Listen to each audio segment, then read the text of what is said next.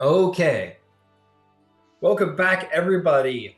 Last session, Zarvolg talks to Lolth for 4 hours. Thank you for your patience for that session. But indeed, Zarvolg had put on the crown of the Spider Queen, and you all made your approach to Vasselheim, in which Zarvolg endured the various manipulations and promises of the Spider Queen, promises of deception from his friends, promises of power and grandeur from Lolth herself. And Zarvolg ended up entering the city of Vasselheim.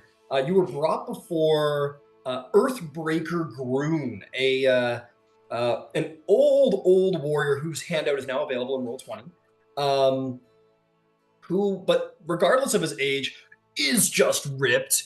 And took you out to the Crucible and beat the hell out of you, demanding to know where your strength came from, demanding to know where a warrior's strength comes from. How do you conduct war and be successful?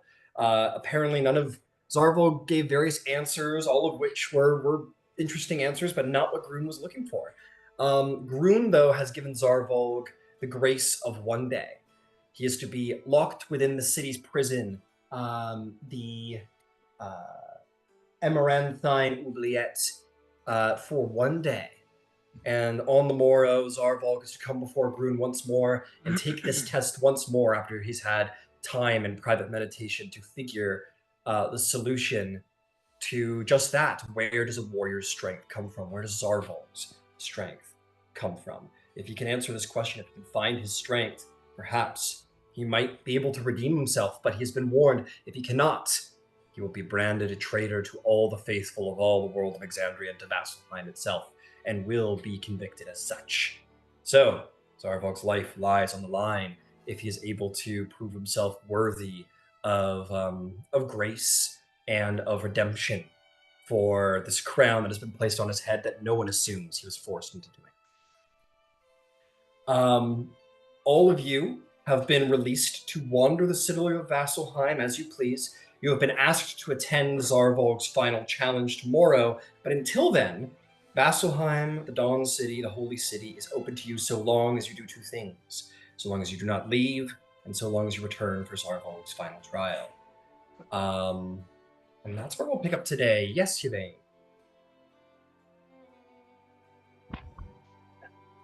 Before Yvaine leaves, I assume they give them back the articles and such. Yes, once Zarvolg is left, the various people come over and give you the articles of your Yeah, so at some point, is there someone who looks like they're not a doorman? Like someone who actually looks like they would be responsible for taking care of things? Frankly, I would say nobody looks like a doorman. I'd even say that, even the people who are guarding the place look to be of, like a couple cuts above the guards in Amon. Everyone here seems to be personally a remarkable holy individual. Whether cleric or paladin. I just get the feeling that, unfortunately, the caedogeist would roll through any one of them. And that may very well be true. Yvaine is looking for someone to warn. There is big bad Earthbreaker Groon who just beat the shit out of Zarvolg. Oh, she walks right up to him. Okay, yeah, very available. You get your stuff back. He's somewhat tended to by, not tended to, but he has a couple, he's a busy guy, it seems, and has some people speaking to him. And you sort of approach, and he regards you. As she does, by the way, she has in her hand the document saying that she's an agent of the Council of Tal'Doeri and on business from the Tal'Doeri Council. So let's, in her hand, she's just got to be holding on to it as she speaks to him. Okay. So I feel we've rather involved your day, but we didn't really get a chance to introduce ourselves. I understand it might not be terribly important, but we are agents of the Tal'Doeri Council, here at the behest of Coin Mistress Vexalia del Rolo, who seemed to feel that Vasselheim was the place for the unholy artifact. Now, there's a being known as the caedogeist, She used to wear that crown sometime before the calamity. I don't know. Anyway, she is coming to assassinate Zarvolg and take the crown. So is the prison you're sending him secure against immortal assassins? He kind of puts a hand up about halfway through, and he says, "We're saying a lot of words, and a lot of words that require explanation, I think. Why don't we slow down, and we start by explaining who we are? I am Earthbreaker Group. Who are you?" I am Yvaine Starborn. Yvaine Starborn. Yes, sir. Welcome to Vasselheim. Thank you. You are here on behalf of the Tal'Doeri Council. And she will hand him the papers. Yes, sir. At the behest of Coin Mistress Vexalia de Roller. I see. He will open his pages, open the page and look it over. And this is just your, this is basically like, I forget what I exactly called it, but it's essentially your writ of deputization, like that you're employed. Yeah, okay, cool. And he will hand it back to you. He says, "I see. You have come to deliver this crown on the behest of the Coin Mistress, then." Everyone seems to feel that Vasselheim is the place for such an unholy thing to be interred. My understanding is that it cannot be destroyed. That's what I wanted to do to it.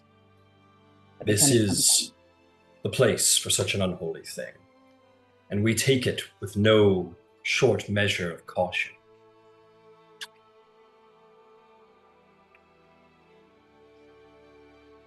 Then you know what the relic is. You know whose it is, sir. No, we do not, but its unholy presence is unmistakable. I can give you that. In the past, I've given this information on holy ground, and it has caused upset. I wish not to disturb Cord with the unsanctified mouthings of betrayers. So we need to step out so as not to be offensive. I see you have been speaking to some of the more softer touched siblings of Cord. So then I fear not. We do not feign in fear of the siblings of the prime deities. It's called the Circlet of Barbed Vision. Belongs to the Spider Queen. Before the calamity, she had a champion. Just as a quick note, at this point, he is walking down the street with you. He subtly points out he doesn't have time to just stand around. It's sort of like a walk and talk thing. And as you start going on about this, he does kind of gesture that, while we could talk about this, maybe let's not talk about it too loudly. But yes, please proceed.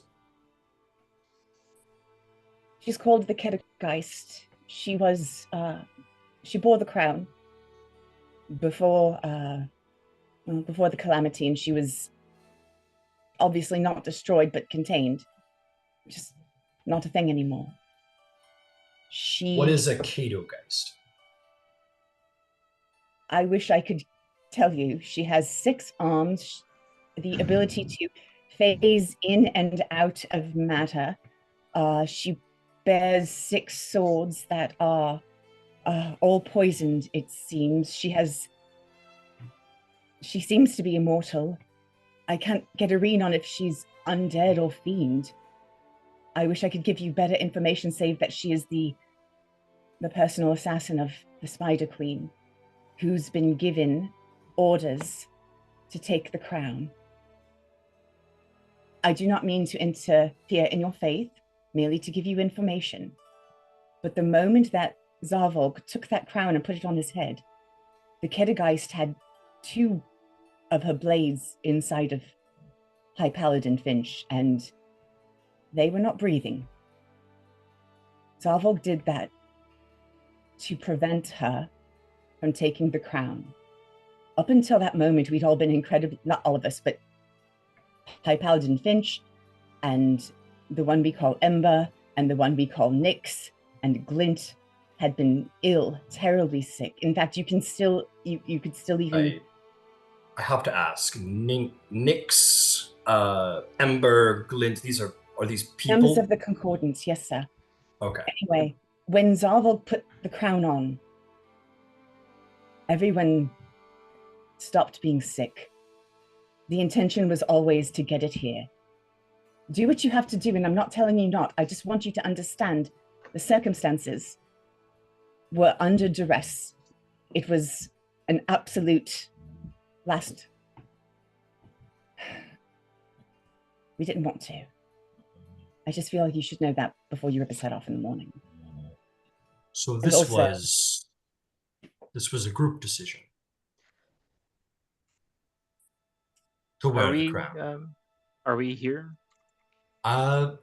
If you would have ran after Yvaine, she took off. But if you guys would have thought to have followed along, I could say that you're sort of trailing behind. This definitely hasn't given the feeling of inclusion yet. So if you would have tailed behind, you could have. I think if she ushered off after him, like with the intent of doing that on her own, Glenn would probably still be back with, getting together our possessions that were taken and give them that space then. Got it. So just for the party's context, Zarvolg was hauled off. Yvaine quickly grabbed all of her shit and ran off.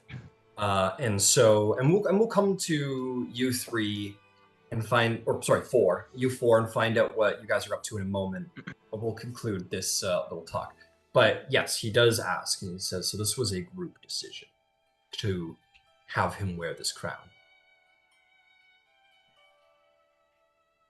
No, because it happened in an instant. We'd spoken of it. No, but hold on. Was it a group decision? No. No, is it not? I thought there was a lot of conversation about. We had a discussion that it might happen, but it was all landed on this is an absolute last resort, and we don't want to do it. Yeah. Then in the and that is what she's trying to convey. Yeah. Okay, hang on. Go ahead, Glenn. Yeah. So we had discussed in character the risks of the crown, and Zarvolg had spoken with Glint and Ember and Yvaine about if worst comes to worst, I might have to put it on. And if memory serves, Glint's take at least was, that's very risky. You probably don't want to, but if you do, I will still trust your call. Okay. But then, in the midst of combat, Zarvolg did a Dark Souls forward roll, smashed a brick. So fair enough. There was a lot of discussion. It was a thing that could happen, but yeah. Fair enough. There's been a lot of discussion throughout the woods. I think there was at one point a group decision that it was a last resort, but in fairness, it did sound like that kind of got left to the wayside, and then okay. So fair enough. Go ahead and make a persuasion check then instead. Thank you.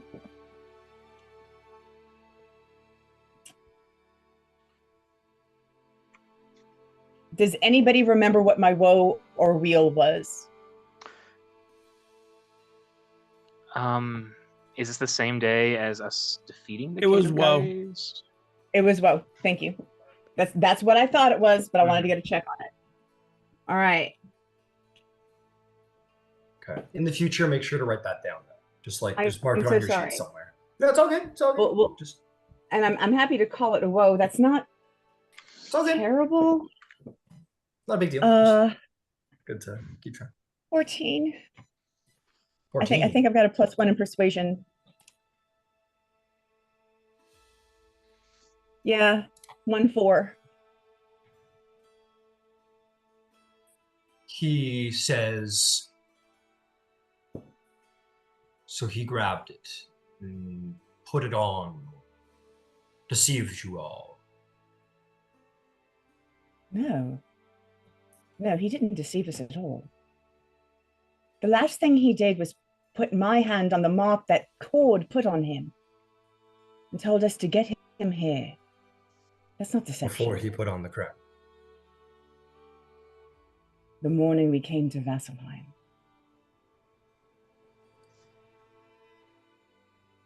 So when did he put on this crown? 2 nights ago. When the caedogeist... Without the approval of your party when the caedogeist attacked? We didn't have time to have a discussion. You've been in battle before. I'm sure you've I'm sure you've had to make difficult decisions in combat.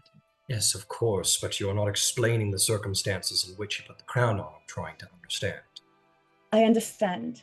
So, a very scary immortal assassin who's already wrecked our ship and killed a bunch of us, or killed a bunch of... We came over with the crew. They're all dead. Scary assassin attacked one night. Right. What happened next? The assassin attacked several times, at least twice. I'm nervous. This was at least the third time she had attacked. Okay. She attacked us in our sleep. Everyone was asleep. We woke up to her having two swords in Sarah Finch's entrails. Finch wasn't moving. I'm a healer. Had I not healed them at that moment, they weren't getting up.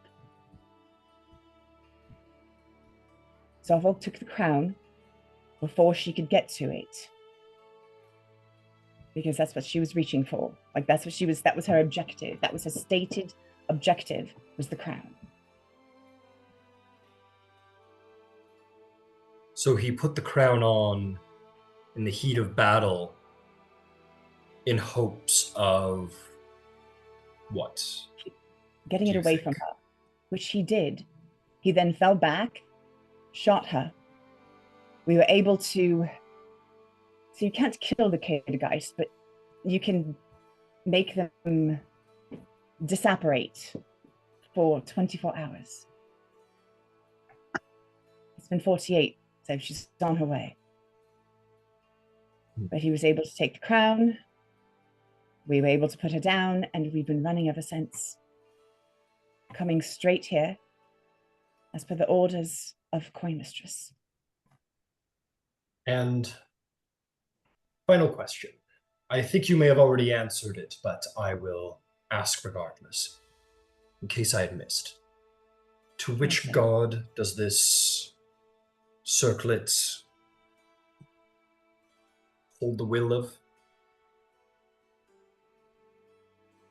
The Spider Queen. The Spider. At this point, you both stop, as you have been walking for a minute here. Moving through you didn't even realize you were sort of moving through the various districts until you find yourself standing at the base of the mountain, where you see a massive fortress, very clearly dedicated to Bahamut, sitting sort of like a grand citadel and fortress over the entire city, watchful. And you sort of stand before the final gates, before the pathway up to the building, at which point he stops and he turns to you and says, "There's something, let me tell you something. In the Calamity, there was a battle that we who follow Cord know well. Cord, mighty as he is, took up his lightning spear, and he cast it across the battle. And in doing so, he pierced Lolth and pinned her to the side of a mountain.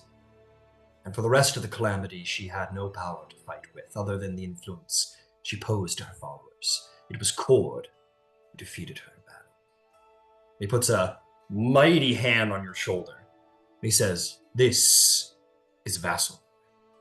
Undead or fiend, your caedogeist will have trouble traveling here, getting anywhere, as most buildings are sanctified. And I will alert the Dawn Marshals to this threat.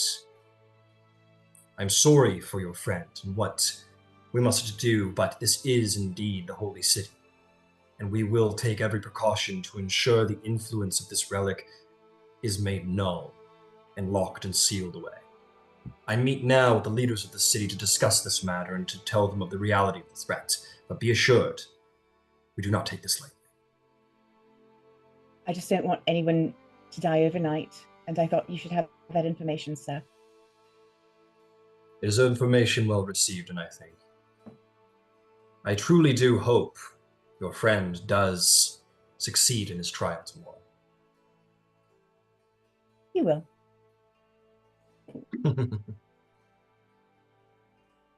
And he just gives you a smile, and he'll turn, and with various warriors of the clergy of Cord will begin to ascend to that sanctuary. Oh, he's so nice. Little fun fact: he is a dad. So yeah, so see, it just goes to show you when you're nice to people, they're nice to you. Just don't be grumpy with them, and they won't be grumpy with you. Jeez. Set them on fire and they'll burn. Wait, sorry. Oh yeah, that. That's another one of Yvaine's problems. And we're gonna pop back where we see our four friends. Zarvolg and Yvaine have gone about their various concerns here in Vasselheim, but you four of the city open to you. Just to give you context, Finch, Beverly stayed with the party, but you kind of were like, your whole party was basically corralled by like a great number of like who are known as bastions. That's what the Guard of Vasselheim is called. A number of bastions, but you were kind of singled out as they recognized you for your paladin status, and you were able to sort of off-screen give the party a little bit of flack and support from a holy perspective. But now in this moment, after seeing Zarvolg just get beaten up by this old man, you are now standing armed and ready with Beverly, Ember, Glint, and Nyx. And the five of you have the city open to you, Vasselheim. Your only circumstance is that you cannot leave till Zarvolg's trial tomorrow. So, what would you all like to do? Well, Ember's is real easy. He's just sitting somewhere. Because mostly he's eyeballing and watching Red try to ghost the folks who are leading Zarvolg to wherever they're leading him. Absolutely. And I'll just give you that now. As you follow to way up towards the northwestern section of the city, in which he's taken up the side of a little bit of like a switchback stair, not even we'll call it a staircase, a switchback pathway up the side of the mountain, not too far up the side of the mountain, and is brought into this. It's sort of like just like an opening in the side of the mountain. It looks like some kind of dungeon in the side of the mountain, and he is taken within, and it's pretty well guarded. There seems to be only really one way in or out, and it is a big old gate. Do you wish Red to try and continue an approach through this gate?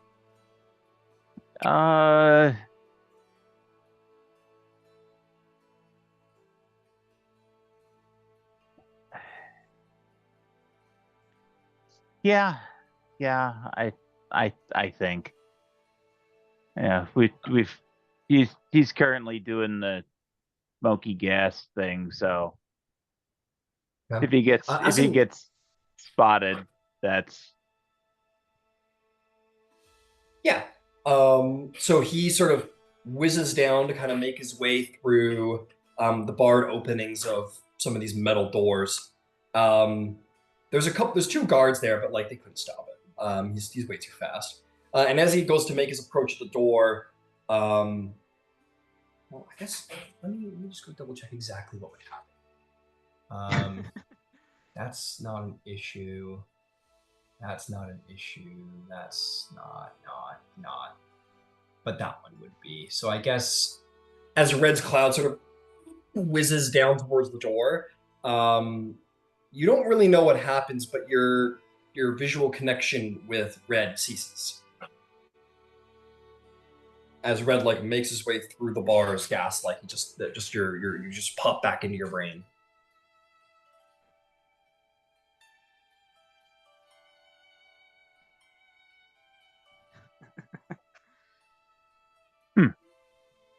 interesting. Did something happen? The prison is apparently psychically warded. Oh, interesting. I mean, it could be a matter of a sanctum spell, or maybe some sort of holy enchantment. It is the holy city. I'd assume they'd have precautions. Well, the upside is that it'll mean that the caedogeist will have a harder time. Is going to be facing even larger hurdles. So,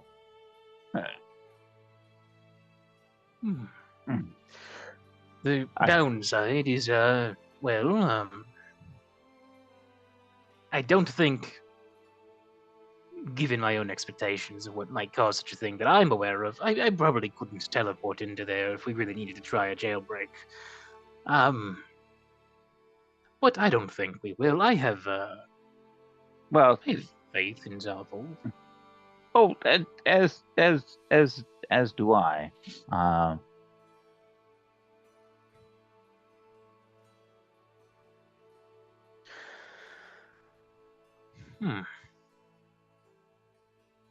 So, should we go grab a drink about this? I'm not really sure where Yvaine got off to.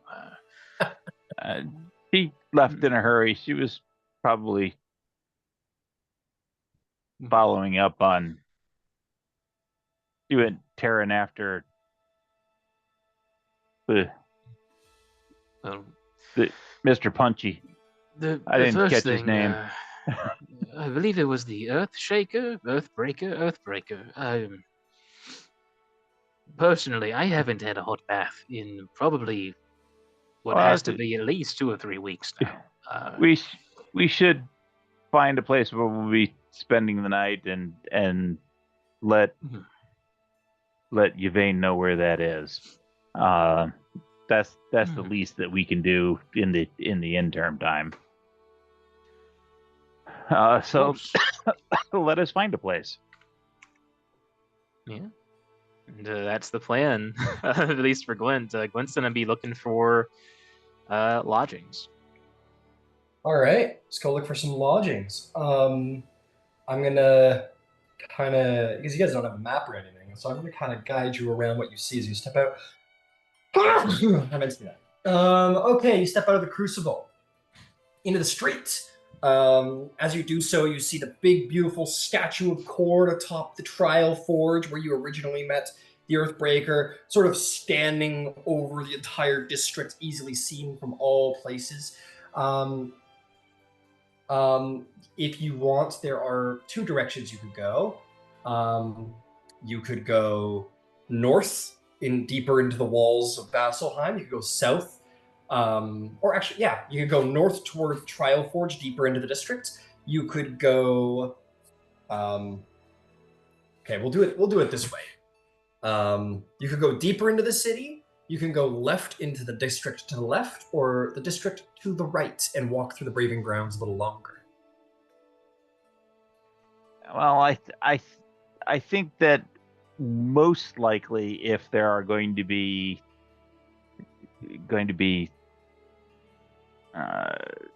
inns or someplace like that, it's probably along the main route in. So I think that would make sense to work our way back towards the where you started out. Yeah. Okay. Easy enough. You guys make your way. You're already halfway along the route that you originally came through. So you 2 can head that way. What about Finch and Nyx? Do you guys have any? Do you want to go with? Do you have any personal? Yeah. Okay. Yeah. Going with Finch. Yeah. Okay.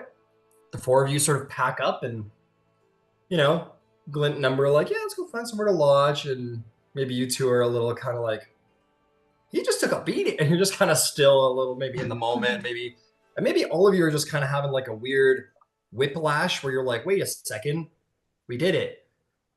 We're in Vasselheim. We succeeded. We did it. Now what? Yeah, because it's Finch kind of been like fangirl though, right? Like Finch wants to go to the Silver Talon Reach, and they want to see the Platinum Sanctuary real bad. Yeah, I think I think as you guys begin to pack up and look away, you see both Finch and Beverly's head turned north towards the massive silvery citadel decorated with metallic dragons across it. Both of their heads turned in that direction. Do you want to proceed over there, Finch? I think so, yeah. Okay. Beverly will go with you. Yeah. She goes, oh, me and Finch are gonna go to the yeah. Of course. Okay. We'll meet up with you guys. We'll find a place and we will figure out some way to get you a message. Okay. She'll look at you next, be like, do you want to come? Actually, let me try it. Oh. I'll try dismissing Red and then calling him back from the familiar void. And indeed, it's very interesting. How exactly this would, because that's, yeah, he come back. Yeah, he appears beside you. To you.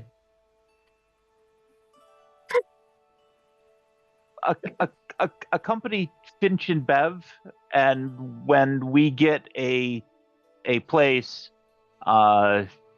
he'll be able to serve as a guide, and we'll tell you what the name of the place is, because I can. Fair enough. And with that, Red sort of like points his finger and kind of like dives into Finch's backpack. But Nick, Beverly will turn to you next and be like, do you want to come see the... I don't know how much you're into Platinum Dragon stuff, but like, you could come if you want. I appreciate the offer, but I need a drink. Oh, Lord, it's been a very crazy day. Okay. Yeah, we'll all see you guys later. Oh, Finch is leaving behind. I gotta go. And Finch and Beverly goes scrambling after Finch. Finch is already ridden off. Yeah, Finch is... Yvaine and Finch just went in the other directions. Beverly's like, I gotta go! And goes running after Finch. Yes, Yvaine. Just a quick question, because you said they went going opposite directions.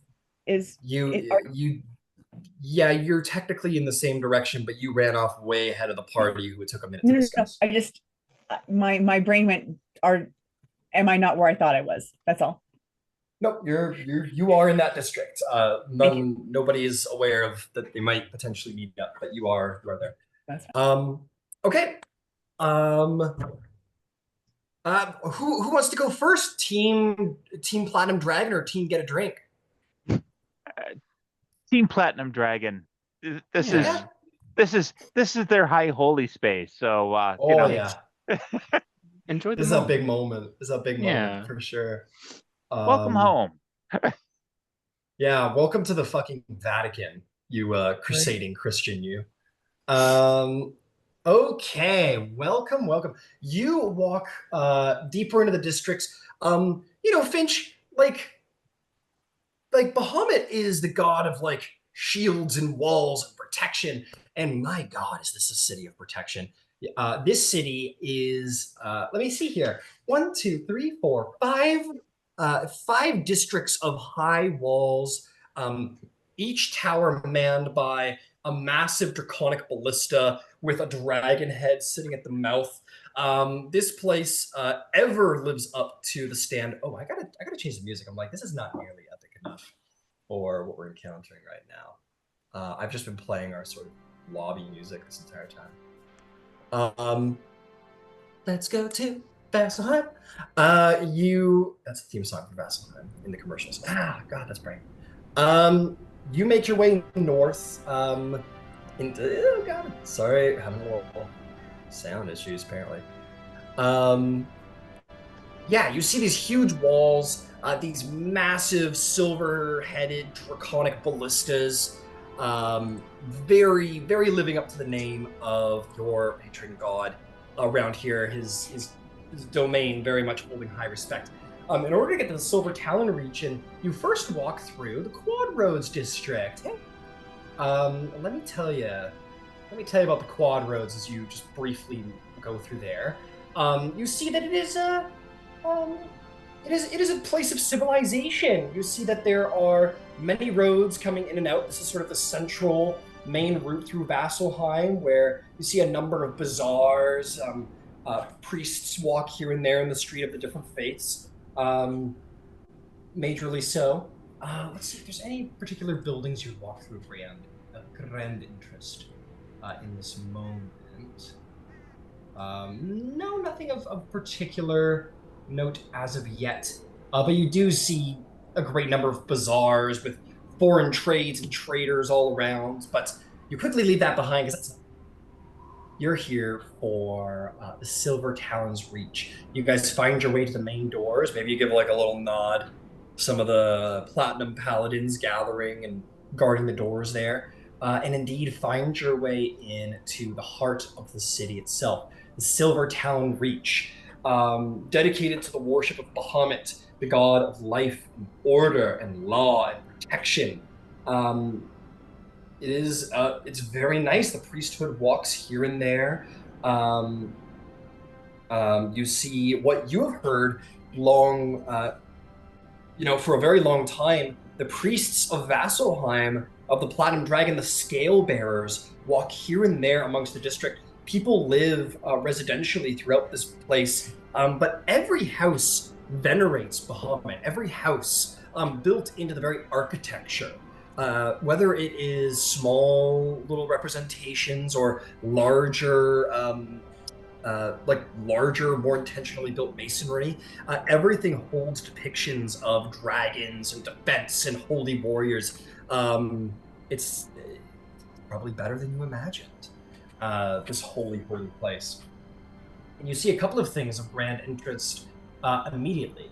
The first and foremost, and now very clear right in front of you, is the Platinum Sanctuary, the oldest known temple to Bahamut in the world, stands before you.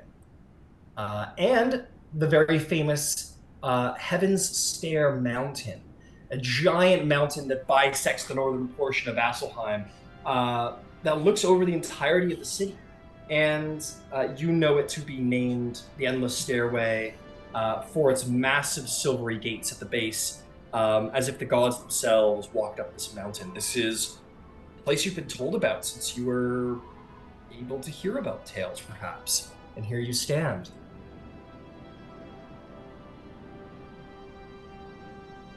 I feel like it's one of those like incredibly humbling moments where like it's like you hear about it or you're told about it, like you said, from when they're like real small, and like I'm sure like there is like drawings of like what people have experienced, but it's like okay, that's like a storybook tale, or it's probably like exaggerated upon, and like so I feel like very much so like them approaching would feel like oh no, this place is very real. Absolutely. You look upon the massive silver gates at the base that you were told about, depicting the great dragon on them. And beyond and beyond, you see the Platinum Sanctuary, which can only be described in one way: older than time itself.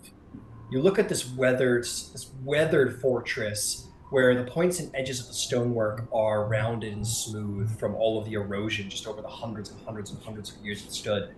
And along the outside are the silver markings to form a primitive... Do you speak Draconic? I don't think so, actually, which is weird.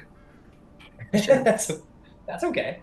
Yeah. But you do see silver markings forming what you at least could identify to be Draconic words. You don't know what they say, but atop the sanctuary you see 3 ivory and silver spires that ascend from the fortress, parallel to the mountainsides.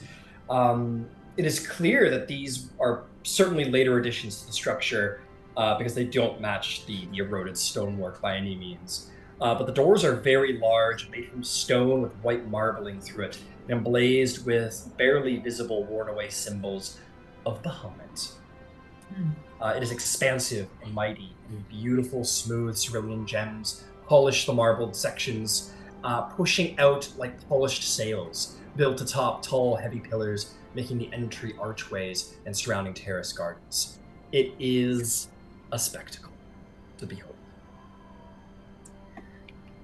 Yeah, and I feel like as we would like approach and get closer, like as soon as we came into like a range of like being able to like touch anything, like Finch would like run their fingers along the stone like very gently to kind of just like try and absorb like not just like the I'll just say like the power, like the magic that like they feel like exists in that holy space, but also like all of the people that have like crusaded there before them. Absolutely. Pre-calamity, perhaps even thousands of years of warriors have walked these steps and made their legend. Even in recent times, Vox Machina walked these very steps to stop Vecna's attack upon the city. And you know, you saw those warriors from the calamity back in that temple where you first claimed the crown. Maybe they themselves even walked these very steps. Who knows? I feel like they would also like think to themselves and be like, huh, Kima was right. like almost in like disbelief, like, just telling the truth. Okay. Kima wasn't bullshitting you. Right? Yeah. It's very cool to see. You also see like a number of people walking up heaven steps towards the sanctuary. A number of processions from various clergies. You just kind of walk up. Are you walking past the silver gates up to the steps? Sorry, Ryan, give me 1 second. Yeah, no problem. Tell you what, as those eyes are being feasted upon, we can always return to this. You've got 3 other friends who have. I'm good. Sorry. No, yeah, you're okay.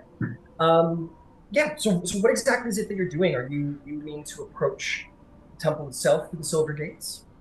I think so, yeah. And I think it was one of those things where they're trying to be like incredibly like mindful and respectful, like because as it is, I feel like with any like religious space, like while it is like a, you know, the shared deity that like everyone is there for, there's always like being mindful of like what is customary, and like you don't want to just like go in there, be super awkward and like interrupt like a service or interrupt prayer or just like, you know, being obnoxious. So I think like, and honestly, I feel like this holds true throughout all of the religious spaces that they've kind of like gone throughout this entire campaign. Like their first approach always is to like be respectful and observe like what is happening around them, and then just try and like maybe like have like a conversation with Beverly about like you know, like kind of like where to first. Yeah, she's just kind of like she's just having a similar experience. I feel like we're both, just like the anime eyes, like. Yeah. As you're just like watching, like looking at this most holiest temple and most oldest of temples, she goes like, can we go in? Can we go in? Let's go in. Yes, let's go in. I'll say like, I don't know, Yvaine, you're like, I don't know, you just got a Starbucks or something after talking to Grun or something, and you look and see like Finch and Beverly like licking the stones or like rubbing their faces against the holy things and like just like, not actually, but like you do see like the star-struck squire and knight sort of halfway up the stairs at that point. Like at some point they slip past you, and you kind of like see them making their approach to the high temple as well. It would not be hard to see the star-struck companions. No pun intended. I would like to go and pay my respects to the Platinum Dragon. He's also here safely. Are you trying to catch up, or are you like following behind? I'm going to follow behind. I feel like I don't want to. I don't want to involve this moment. I just want to say thank you and be about my way very quietly. Fair enough. You let the true ardent believers have their moment and follow along respectfully. Very nice. Both of you will see this in your own time, but as you walk through those main stone doors into the central worship chamber, oh, actually, that's a thing. That's actually very cool. The doors are not. So the doors aren't guarded. There is like an opening room where there are a number of guards there, or two guards who are sort of watching over the place from the outside. But you enter into this sort of entry chamber, Finch, and you see that there are these two ancient stone doors before you, and there's no sign of a handle or a lock of any kind, and you certainly can't get in. But very clearly, and perhaps you were even told about this as a child, by maybe someone who made the pilgrimage once, there is a engravement on the door. It is an indented image of the reverse symbol of the platinum dragon, just large enough for an amulet to be placed in. Yeah, I feel like they would like run their fingers over the over the raised or like indented area, and then they would take their holy symbol and try and like match it and align it with the dragon on the door. Yeah, you do so. You place your holy symbol against the door. There is no magical lights. There is no arcane writings. There is no flash of miracle, but almost as if some high spirits, maybe even the power of the dragon itself, no flash or symbol whatsoever, and certainly no clicking or mechanism. You simply place your amulet in that indentation, and without any mechanism or anything at all, the great stone doors open before you, faithful. This door opens for you, the faithful, in a large chamber about 80 foot in height, with detailed drawings of the tales of the entirety of creation span across the walls. There are crude representations of how all the planes layer over each other from ancient worshippers who are not so advanced as they are now. There is elemental planes represented in corners. There's other planes that you may not know, some that are dark, some that are glorious. But at the very center is a world of which you have seen before in various wizard laboratories or in images, would be Exandria, prime material plane. A giant image of the great platinum dragon is drawn in all of his glory. And in that image, his great maw snaps down on one of the throats of a 5-headed dragon.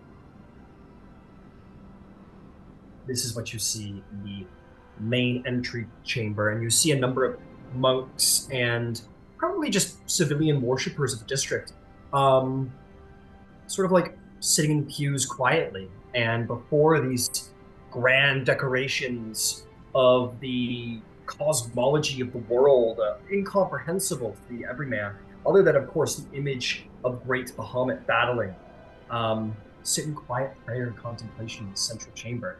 But there is a hall beyond it if you wish to travel through.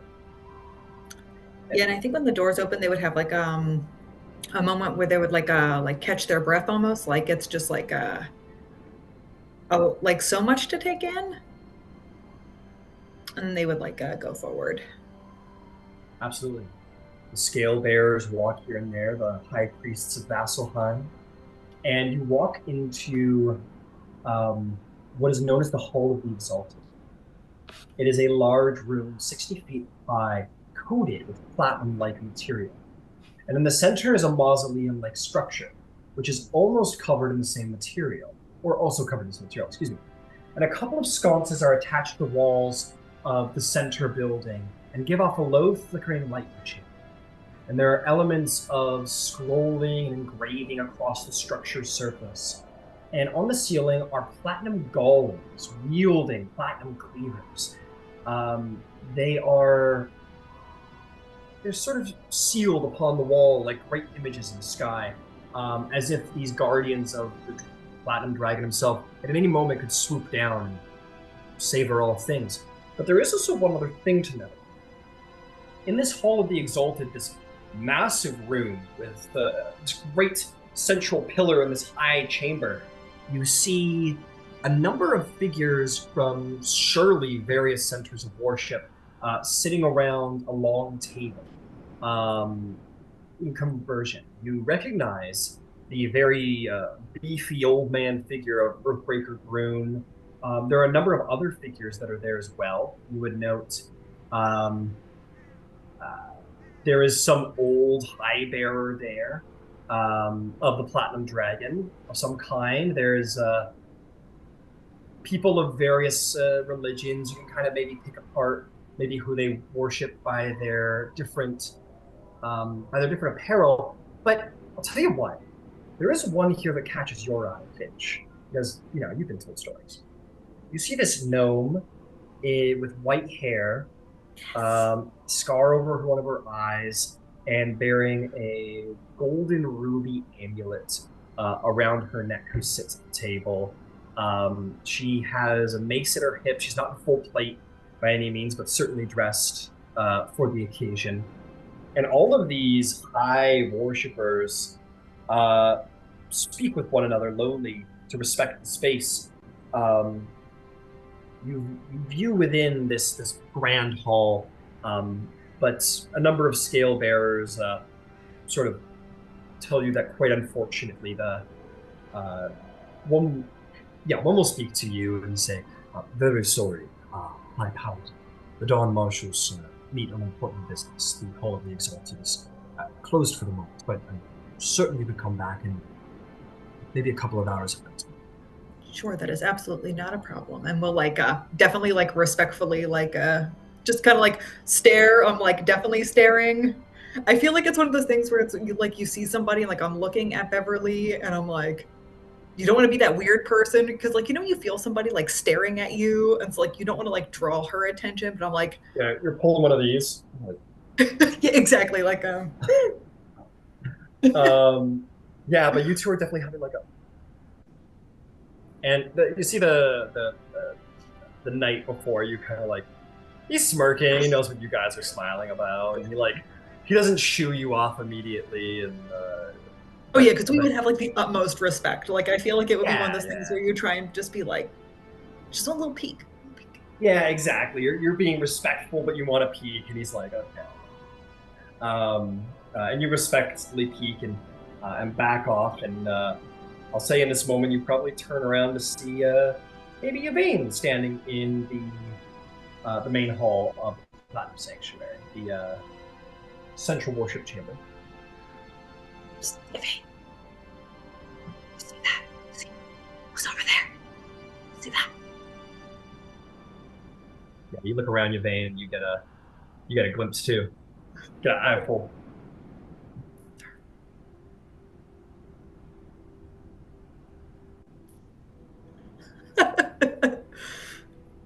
Could you imagine Beverly's holy fuck, is that? It echoes through everywhere. Fuck. No, she doesn't. She definitely doesn't do that. But that would be very funny. That's a grog move right there. Holy shit! Yeah, right. Good day.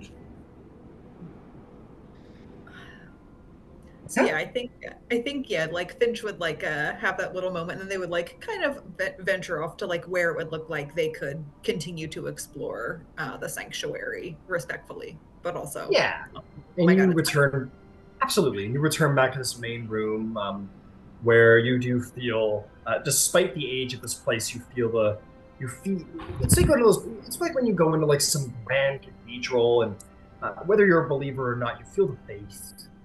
You feel the faith and the attention by the faithful to their worship and to their faith. But in this case, I think, Finch, definitely you feel the presence and eyes of the Platinum Dragon upon this place. The piercing draconic eyes watch this most ancient of holy sight. You feel not only the faith and camaraderie of your religion, but the the veneration and eyes of your god as well as you stand in this space. And maybe you would as well, Yvaine. You've interacted with the god as well. I think at that moment too, Finch would feel very much like kind of like a culmination of things, right? Because like they've been to several like core places of worship in Tal'Doeri, right? So they met Beverly in Westrun, which has like a notable temple to Bahamut. They're from Amon, and now like venturing to Vasselheim. So I feel like they would kind of feel like this is like a not only like a full circle moment, but like also not to be like super cliche, but like kind of like the beginning of something new, especially like after being at the monastery and like all of the texts that they read about like the that oath, that ancient oath, and their decision to like possibly take that up as their own. So I feel like it very much would be like a big exhale, and it would feel like a full circle moment. Absolutely. Yeah, take that moment for sure. Incredible. What about, is there anything that you would feel or do here, Yvaine?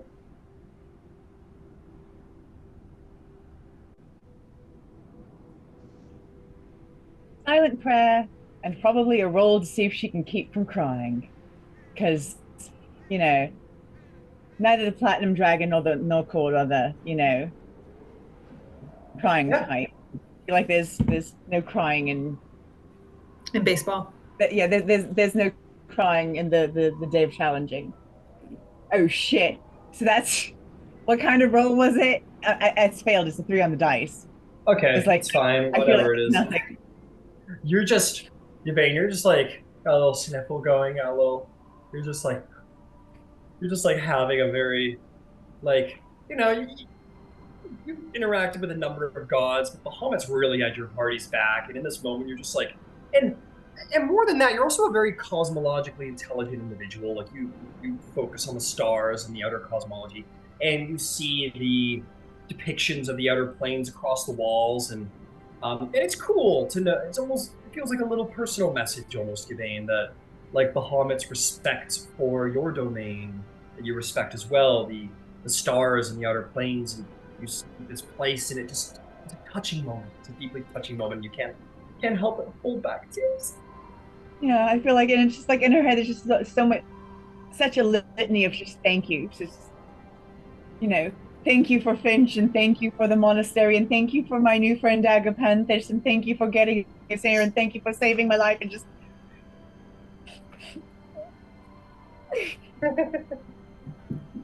Incredible.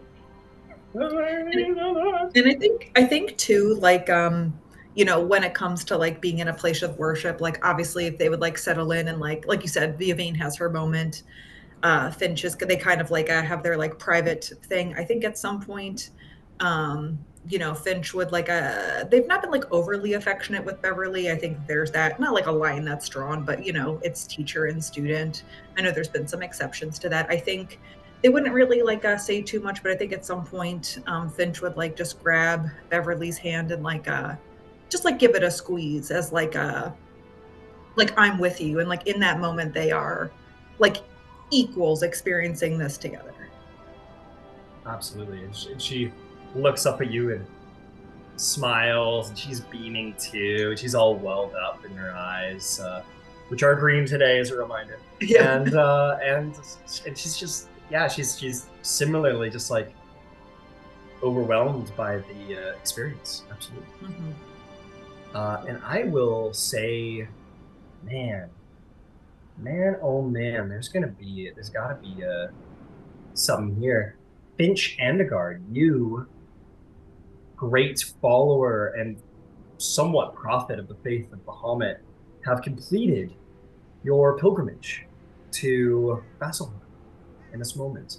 And as you stand here, looking up at all the divines, you are filled with this wealth of understanding, the completion of this journey and it's not going to be without its rewards. I think for you and Beverly. I did have an airship dropped on me to get here. That's true, and you have a minor scar to show for it. Right? Hey, now, okay, I have a pretty respectable scar as well. That's true. Got literally stabbed in the heart, and you just have like a scar. Okay. You, my friend, will be blessed this day. Let's see. What am I going to give you?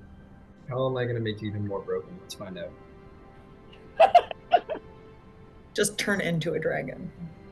Turn into a dragon. Okay. Maybe not that. You have endured many trials. You have been from one end of the continent to another. Indeed, you had an airship dropped on you. You've had a zealot of the unfaithful try and lay you low, but you got back up. You have been through much. You have defended others, and now the Platinum Dragon will defend you, even from the Raven Queen herself. You will be blessed by the blessing of wound closure, which means that from henceforth you shall forever be under the benefits of the magical item, the Parapets of Wound Closure, which means it is very hard to kill you. Let's put it that way. I believe that means that essentially, I'll look it up right now so that I can give it to you, but I think it essentially means that if you ever drop to 0 hit points, you immediately stabilize. You'll also gain double hit points back on rolling hit dice to heal. It's true. It's true. Yeah, quite a fitting reward. You've endured many long, harsh days out in the wilderness, and you're a little more prepared for such an arduous journey. So, if it helps, you can add that to your inventory, delete the weight. Obviously, it's not an attunement item, it's a blessing to upon you, not an item. So, yeah. Awesome. Sweet. Well, let's pull away from that as you two, as you sit in the splendor of your of this god, and we're gonna pull away to team. Let's go get a drink, which will be maybe a slightly less fully experience, but when in the holy city, it's hard for it not to be. Let's take a look. Literally the complete opposite. Well, and I think I know where I want to look for both an above table reason and at a character level reason. Absolutely. It would make sense that the priciest places are going to be in two locations. One are going to be for visiting clergy, and those are going to be super centric. The other ones are going to be for visiting yahoos, and those are going to be closer to the gate. And yeah, fair enough. The above the table, the Slayer's Take is closer to the gate. That's true. So, is that where you want to? Do you want to go? Yeah.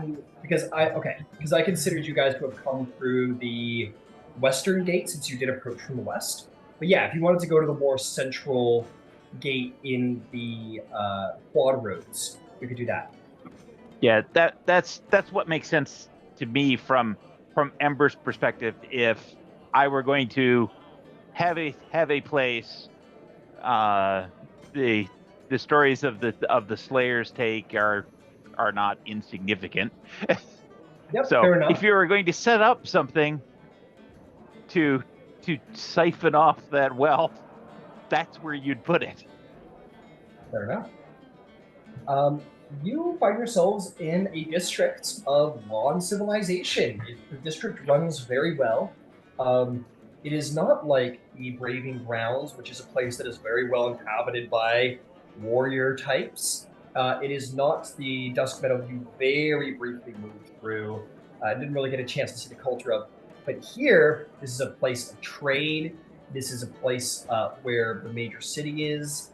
This is the crossroads. This is the quad roads. This is where all trade comes to meet. And I think especially for you, Ember, it's probably a pretty cool moment. While this is a place that is represented by Arathis, this isn't a place that probably doesn't, in some sense, worship the Changebringer and her mercantile down the road aspect of things. You find yourself walking up the street to see large bazaars of spices, exotic goods, traders from faraway lands of species you've never seen before. Yeah, you might even come across the local hunting guild known as the Slayer's Take. There's a number of shops here and bazaars, and you can certainly find a place to grab a drink. Let's see what we find.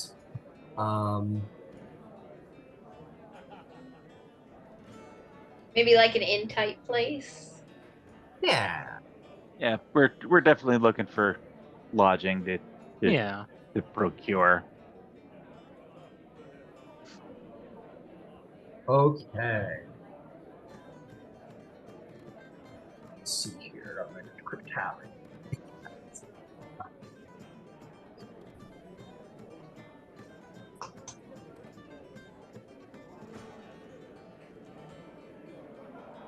Okay, let's see what we got. Okay.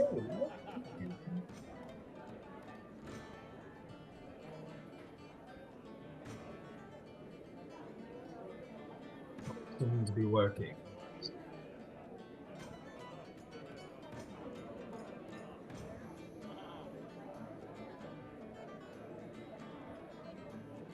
Okay, that's tough. Let's see here. Sorry, guys.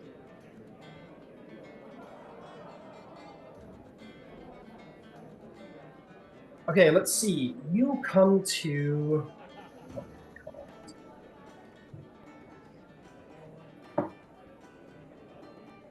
you'll come to a place known as the Balanced Scales. And you'll walk inside, and indeed, it is a bit of a place for adventurers. It is multiple storied. It's got about 3 stories on it. It's decent in size. Definitely waves the flag to adventurers here. You walk in, and the place is, it's got a little rowdiness to it. It does give you that sort of adventurer vibe that you're very used to. Outside, it does indeed show sort of the, those weighted scales of law and order. You walk inside, you would see that, the person working behind the bar is a slightly elderly human. He'll just kind of like gesture broadly around the room for you guys to find yourself a table here. The place is rather well kept. Nothing marble or stone based, but the tables are made of a very nice, well kept wood. Very, very comfortable place to stay. And people seem to eat well and drink merrily here. It's not popping off, but people are enjoying a midday drink and a midday meal. Absolutely. You are approached indeed by this sort of elderly barkeep, and he's going to say,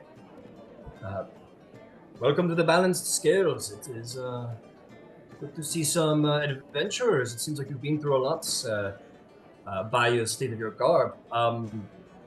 What is it that I can do for you all? Food and drink, I expect? And lodging, if you'd be so good, sir." Of course, we certainly have all of that available. I believe we'll need rooms for 7. Is that right? Is it 7? We have the space. We always have the space here, not to worry at all. The stay here per day is 8 silver, and for food for your bellies, that's going to be 3 silver.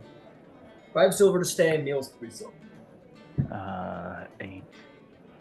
Be 56 silver a day, 5.6 gold. Sure. I'm happy to cover and. I've got it. And I'm going to purchase a 10-day. I see. Absolutely, all yours, friend. All yours. And he'll direct you towards the rooms. He says, "The second floor is largely unoccupied. It sounds like you have a bit of a group coming through, so take the rooms up there. You'll all get Fantastic. Thank you, sir. Of course. Food and drink coming up. And he's going to head up. Oh, yeah. He goes, if yes, sir. If I might impose, do you know of anyone in vicinity, down a few streets if need be, that can handle conversion of coin? I have a great deal of silver and copper, and I was hoping to get change made in maybe gold or platinum if need be. Absolutely, we can handle that here. We pride ourselves on being open to both adventurers and mercantile folk. This is a place where all traders can come to rest, so we do have some services that might have benefited traders, such as conversion. Absolutely, whenever you're ready, just come up with your coin. We do have a back room, so that can be done a little more privately, and we'll get the conversion done. Thank you. Nyx would like to take advantage of that as well. Of course. And that will all be organized for you. They will. Let's see. They're going to take a tiny fee for the conversion, depending on how much you're converting, of course. 2,500 silver pieces and 900 copper pieces. Wow. 2,500. I think he will. He doesn't have a very steep fee. He's going to ask you for 15 gold for total conversion. It's a very minor service of transformation of currency. It's more for the labor than anything. Must have found a new ruin out there in Isilra, huh? It's quite a distance away, actually, believe it or not. We've traveled very far in the last few weeks. Have you ever been to Larengorn, or? Where's that? I've not heard of that. I didn't know of any other city in Isilra than... not Isilra. You come from across the sea. You've been on quite a journey. We truly have been. It's been something of an adventure. I imagine. Are you here on a pilgrimage then? Are you perhaps Changebringer or Rapis? Saren Ray, myself. A friend of ours is a follower of Bahamut. And it's quite the important trip for them. See. Well, if you want me to point you in any directions, I'm more than happy to do this. Are there any temples of Saren Ray these days built up here? I've heard that they have a seat on the council now, as it were. Yes, and you'll be in luck too. They say that's the my documents. The Temple of Renewal in the Braving Grounds is a recently discovered ancient temple of Serenray, which has been opened up for the public. It is you're actually kind of in luck. You might be lucky enough to see one of the Dawn Marshals of the Serenray faith that is in the city right now. The rumor goes, Pike Trickfoot. You heard of Pike Trickfoot? I've heard of Pike Trickfoot, yes. Of course you have. Who hasn't heard of Pike Trickfoot? But anyway, yes, she is here, chosen of Serenray herself. There's only a couple of those around the world, chosens of gods. Incredible. Maybe I'll be so lucky as to meet her. Thank you. And do you know, I'm sorry to keep bothering you, but do you know where one might be able to maybe lay down a bit of extra coin, be it for components or magical items or spell scrolls or things like that? Well, you're in the right district, my friend. Every district serves different purposes. Every god has their way. It depends on what you wish, but I have no doubt there's many that you can find here in the Quad Roads. It's where most merchants come to meet, so just check the bazaars. I'm sure you'll find what you're looking for. Anything more herbal-based, you can head to the glade. You can head to the district of the Wild Mother, the Ardent Terrace, off to the east side of the city. Delightful. I'm sure we'll make good use of all the directions. And also your drinks and your food, and if you have it, a bathtub. Yes, we can have a bath organized. Certainly. Modest fee of 3 silver pieces. Glint will pay the 3 silver for that. Absolutely. And indeed, a bath with soap, hot water will be drawn up for you, but in a private setting.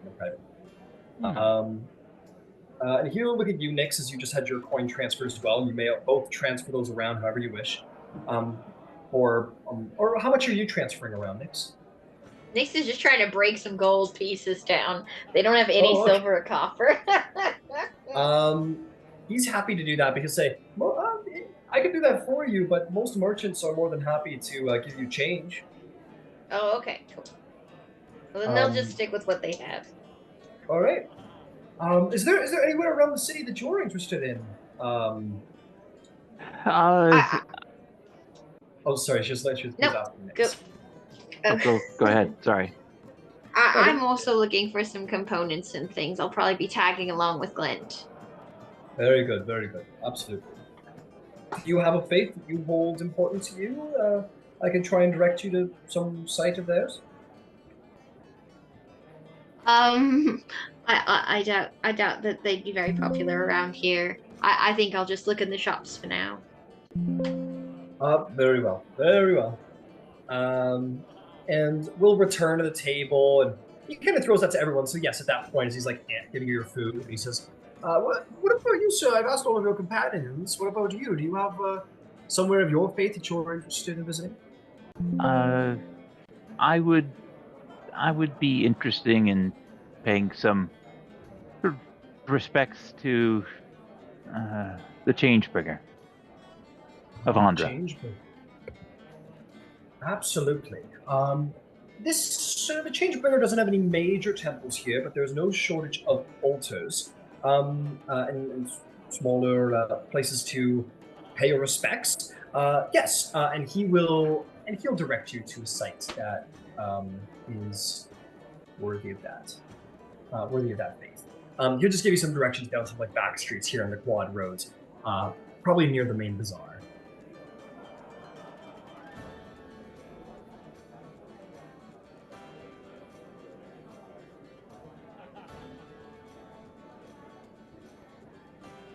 And with that, you'll all be served some food.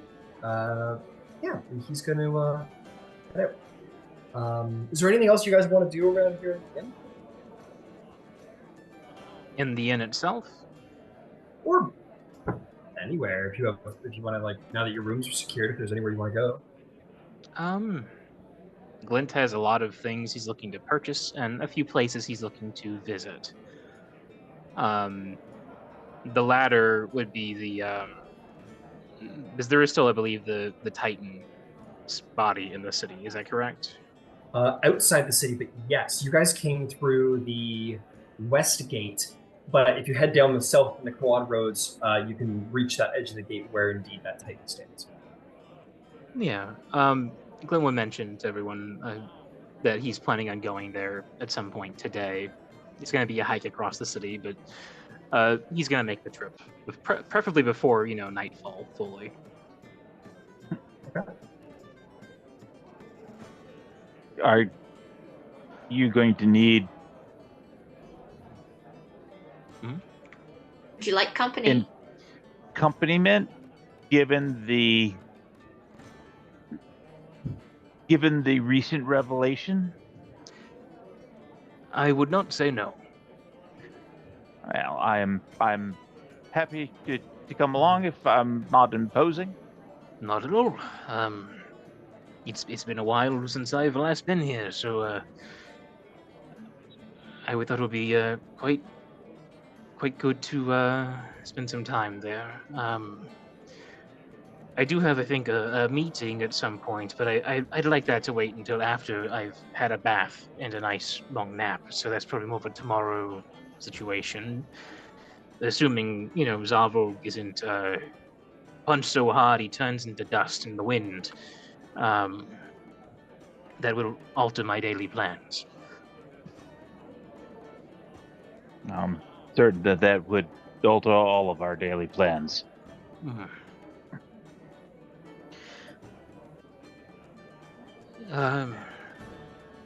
Should we head out maybe after we've finished our meal here? Then? That seems reasonable to me. It will be a singular excursion. That was really an impressive construct. It was. You should have seen it moving. Shook the very earth. Absolutely. And if you guys do indeed head outside the city, and just to give you a little more context, Ember, you were told that there is essentially a courtyard right at the center of the quad roads where the roads meet in the quad road district. So right where those 4 roads meet is where you'll find a courtyard dedicated to the Chainbringer, and you can go visit it. And that will be on my docket. Absolutely. Once I've done escort with Glint, because I want to make sure that we don't end up with 2 people in prison. If we're going to end up with multiple people in prison, it's going to be 3. Damn it! Yeah. We hate even numbers for this. Incredible. So yeah, you guys head outside the city, and you are going to see quite a sight.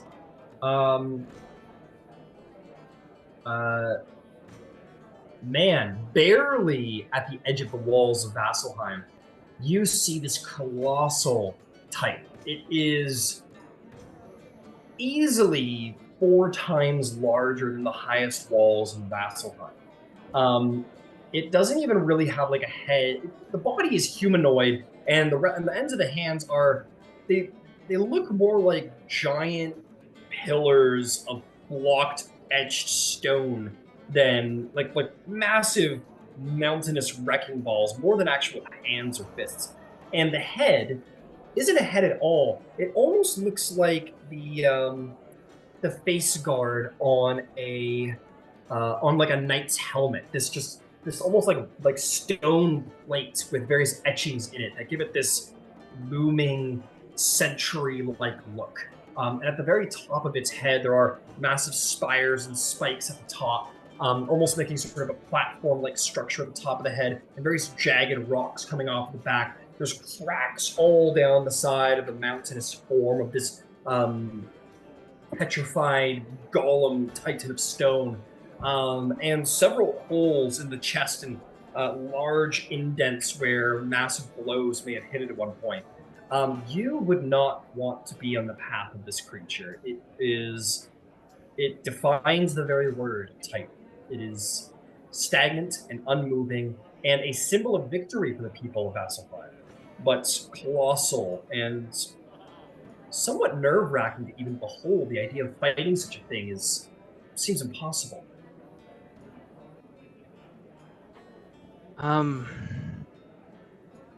And how long does it take us to get to the Titan on the approach? Not long at all. I'd say like 20 minutes. You get outside the main quad road gates, and it's like right there. You could even like stand inside of the city and like see it over the walls, but if you wanted. Yeah. On the approach towards it, are there any like memorials located near it, or at the feet of it, or any kind of sites along those lines? Well, let's see. You're in a area just inside the wall, and around the now dead, unmoving Earth Titan. And the district, this portion of the district is called the Titan's Block. And there are various homes and businesses that are built just sort of like around its legs at this point. They sort of turned it into like a part of the city. So I'm going to say that there's like one leg that's like actually over the front wall. And people have built around it. And maybe even 1 or 2 people have built shops that actually like flow into the Titan itself. But anyway, you look around to see any memorials. What? No. Okay, never mind. I'm not going to talk about that. Just read something very interesting. Yeah, I'm going to say that there is definitely, like, maybe not into the leg, because it seems to be used for proprietary purposes at this point. But yeah, I will say on, like, the nearby walls, the many, many names of fallen warriors are sort of carved beside them. Clint will head up towards the carved names and take a moment. He's not a very performative individual, so it's sort of a hike on up, very tired still, and run his fingers over the carved stone names and letters, and then dip his head and say a quiet prayer to Saren Ray. Probably takes him at least a few minutes. Okay. Take a few minutes, say a quiet prayer to Saren Ray. I'll say, like, as you're going along the walls and saying these prayers, you'll notice a column staircase that does indeed lead into the leg of the Earth Titan. You see the names sort of like continue up along the walls, and you might enter within the Titan's grand leg, moving through this almost spiraling staircase where not only names are etched into the very body of the Titan itself, but you see very advanced abjurative glyphs carved all through them as well. And, you know, you make your way through, and eventually you kind of reach the point where you sort of look out from a hole just above his knee, and you kind of like see a little bit over the wall. Like, there's no chance you could ever jump over it. It's like it's several blocks that way, but even at the knee's height, it is distance to climb. Expansive number of names. You complete your prayer to Saren Ray. Yeah. I think at that window, Glint's gonna have a little sit because he's probably already out of breath from the climb up. Whew. It's as you sit there, Glint, and look out at the city, and you say these names of, you say these prayers of Divot. You know, you've read many names here, and the frank truth is that other than the knowledge that they fought bravely and died here, you don't know these people, but you do know people. As it's been revealed to the party why you're here and why you care for this and why it's important. Maybe some memories that you had tucked away long ago bubble up, and you see the faces of warriors you fought and slew, warriors who fought against your very animated skeletons, and those people who fell. And maybe some of the names you read were people that you're responsible for. How could you forgive yourself? Truly forgive yourself. Everlight, I am not certain if when we have these chats, if you're the one to listen, but I appreciate that I am allowed to try and have them all the same. I hope that what I am doing is a measure of the right path. And I hope that as much as these warriors here have earned their peace, that some of those that stood against them have earned theirs in kind. I am very tired of knowing of ways of torment. And I hope that those that fell here have their rest.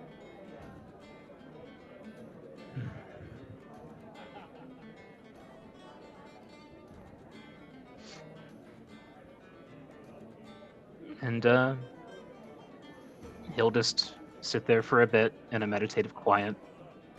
not really in a rush to leave, whether out of his own considerations, or whether because turning away from the window would show that he's crying, or simply because he doesn't want to go back down the stairs again.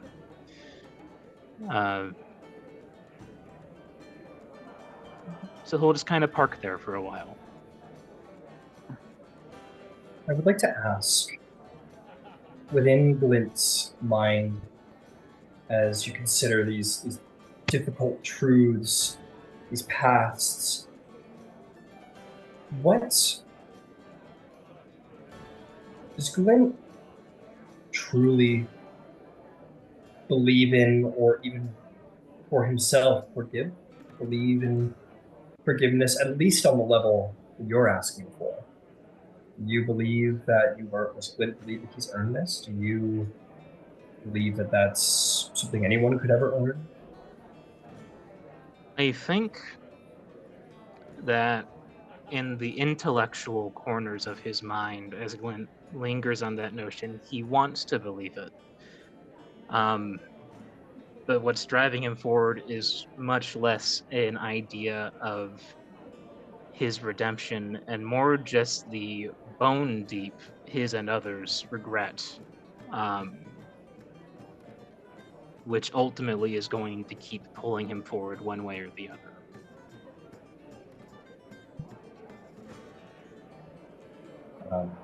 You spend time there. You guys see maybe like Glint's head poke out at one point, maybe, and give a little wave. And you know he's up there. If you would have endeavored to follow, you could have followed his course. But as you sit at the bottom, you kind of wait for Glint, and you stay and wait and fear the journey back down, where you must look at those names once more. Nyx, you notice something a little unusual as you're kind of, I imagine by the nature of your fey nature, you're kind of maybe get a little bored waiting around, like looking around, trying to find something interesting. Maybe a perception check.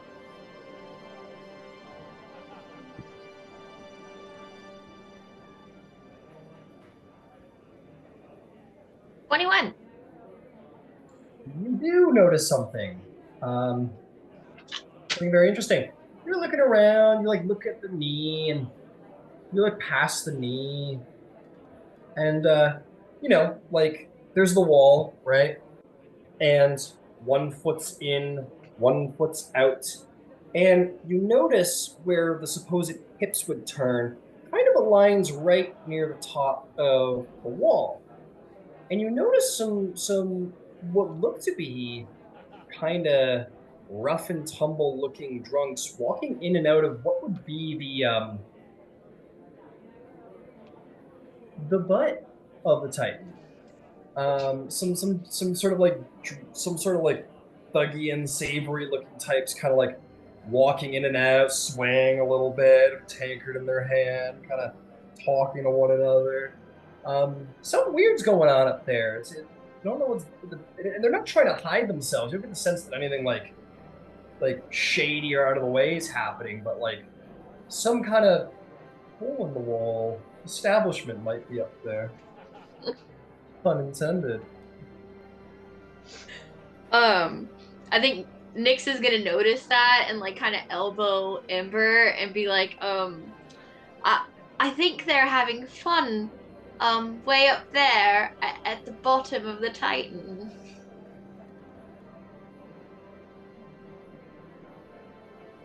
If you want to go take a peek, by all means, I'm gonna stay here and try to not gawk too terribly badly, which is not going particularly well.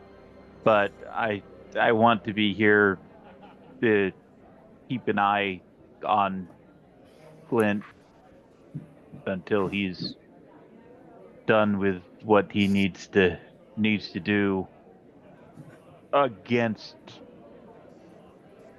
issues. Understandable. I might pop up for just a bit and then come right back down because I do have some things to do. By all means, and have a good time. Thank you. Nyx would definitely like to explore this area if it is allowed. explore the You you find a stair that leads up one of the towered walls of one of the towers linked to the walls where these massive ballistas sit, and you make the journey up the staircase and walk along the city walls. You see the breadth of Asilra out there, the landscape, and you walk up and you do notice that there seems to be a little almost like a little wooden plank that goes from the city wall up into the back. And as you approach, you see those guys are like hanging out by the wall, and tattooed and like kind of shitty looking individuals. And these two guys are out there and they're just like catching some air maybe. You walk inside and you see this really tight space where only maybe like a max capacity could possibly be 5 plus the bartender. It's really just like one bar, and you walk within, there's like 2 guys outside, there's one other guy standing at the bar, and you see this like a black furred feline looking humanoid, but like really thin and straggly looking. He's like cleaning tankers, and he sees you walk in. The other guy's just like this hulking Goliath sitting at the bar, nursing a mug of ale. You walk in, and the tabaxi kind of like leans over. He's all barman attire. He goes, "Hey, welcome to Shank's Canteen. Yeah, want a drink?" Yes. What would you recommend? I'm a bit adventurous, and I like to taste new things. Oh, if you found your way into my bar, you must be adventurous. I have a number of liquors. We're not famous for the ale. It's bedded ale. And but yeah, if you want something a little stronger, we have 2 copper shots. I'll take one. All right. Yes. And he'll pour you a shot of some amber liquid out of a bottle with no label. It just has a little skull and crossbones on it. Nick's there you gonna, go. like, Two throw it back. You throw it back. This is the most like shitty like made in the bathtub fucking whiskey rum mix thing. You can't even identify what kind of liquor it is. It's just, it burns, and it probably gets the job done. And you can't help but, whether you think Nyx is a heavy drinker or not will determine what kind of face Nyx makes. But it's pretty intense burn all the way down. High proof alcohol, no doubt. He goes, yes, you like Shank's liquor? Want another one? It was an Yes, experience, but I'm good. There you go. Wonderful. Another one for you on the house. I'd hate to be rude. Just throws it back. Yes, don't be rude. Oh, good job. Yes, have another one. There we go. No, please. Nyx is just gonna hand it to the burly guy next to them, just like, there you go. This is lovely. Let's kind of like wobble out, I guess. I was like, come back to Shanks. We fine. And you maybe a con save as you stumble out. Oh geez, let's see. Yes, Oh no, 9. Ooh. Yes. Yeah, Nyx, you come out like immediately buzzed. Like, make no mistake, you're not drunk. You're not like falling all over the place, but you immediately feel like that tingling sensation at the front of your brain, and like just feeling kind of good. Your mouth tastes horrible, but you're like, you got your buzz on pretty damn quick. You're maybe a shot away from drunk, and you're like, maybe like, not quite. Your inhibition's just ever so slightly lowered, so maybe you walk by these guys, like shoot them with finger guns or some shit. You're just feeling yourself right now. You're a little tipsy. They're gonna try and like get down back to Ember. Like, oh, that was a mistake. Yeah, you make your way back down, and Ember, you see Nyx coming up. Look generally the same, except maybe one eye is slightly closer to the other. Oh, no. That was definitely it's a place. It's a place. Ugh. That's an interesting lisp you've acquired. Yes, the spirits are strong up there. Ah, I will. Oh, go ahead. I will keep that in mind. And Glenn she would too. probably head down after about an hour. There's a long bit of hesitation at the window, carved along the knee. If possible, while he's up there, he'd probably like to etch in a few additional names, because he doesn't think that any members of the Remnants have their names marked down.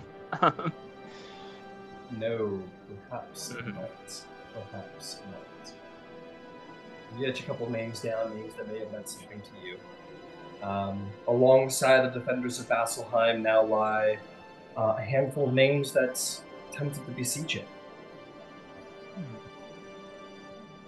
Until I'm not going to let you out that easy, my friend. As you are etching that final name in, you see this like old man who is missing his arm. Just like, balding, maybe a scar here and there. Walks up he's like slowly walking up the stairs pensively and sees you etching some names in. Kind of sort of walks up in that way where you're like, oh no. But this human man kind of goes, you a veteran?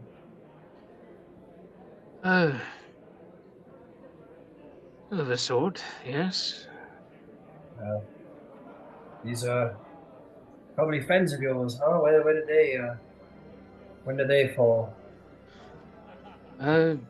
During the siege, one of them was, I believe, crushed beneath some stone. Another was, last I saw, was falling to some blades and hammers.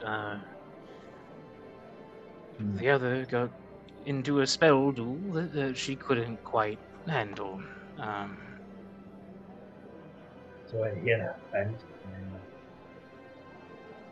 My best friend was mauled in front of me by a ghoul. Just couldn't get there fast enough,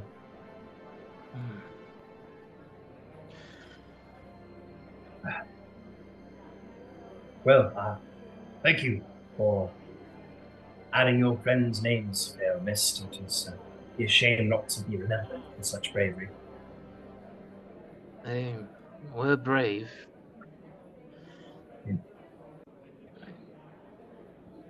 I think it's a shame it ever happened at all. What's your name, sir? Oh, me, my name's Roderick. People call me Roderick. Glint. Glint Grimhelm. Meet you. He'll shake your hand. He only has a left hand left, but yeah, a little awkward. So he'll shake your hand and say, "Well,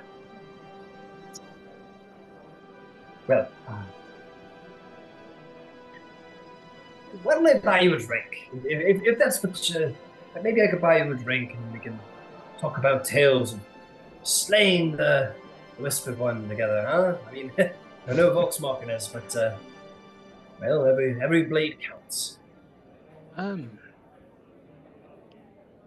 Tell you what, I don't know if I'd be good company, but let me give you some coin for a round on me. Oh no. I don't think I could. Well, Just, I'll see you around. Oh, and, well, Out of character, does Glint recognize this man at all? make a... It's called an investigation. What a history check. History check to recall this man. Okay. It's been a couple of years, and humans kind of... Yeah. They go stale after a while, unlike you. It's a 19. 19. You think of those, you have those flashbacks again, those moments where, you know, many more martial warriors wore helmets in the battle. There might have been one or two individuals who had his eyes. You think of one who has a similar appearance, but you know he died. You saw that person die, just sort of a flash of memory. Cut down by a sword. Maybe a long time ago when humans change.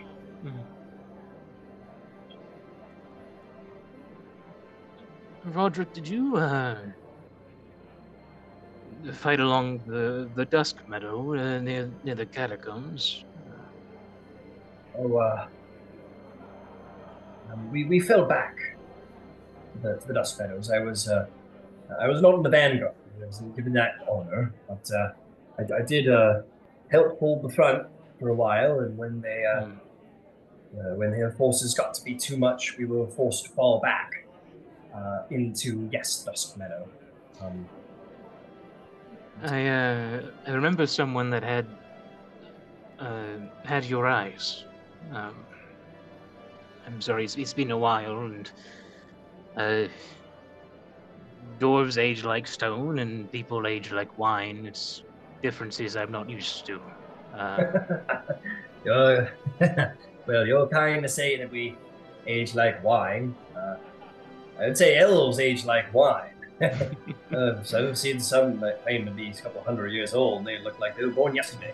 But no, we age like bananas, they'd say. Yeah. There are spots that come with it, I'm told. I can tell you about some spots, dwarf. But I won't. I will spare you that. No, I had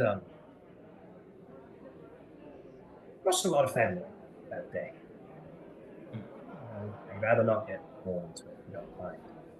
There's still some sore spots. Of course. If I might ask, I'm not a local here. I was only in here traveling at the time, so I was caught up in the chaos, but couldn't linger afterwards. What came of the cultists that were captured? Well, this is the Dawn City, and there's a due process as such.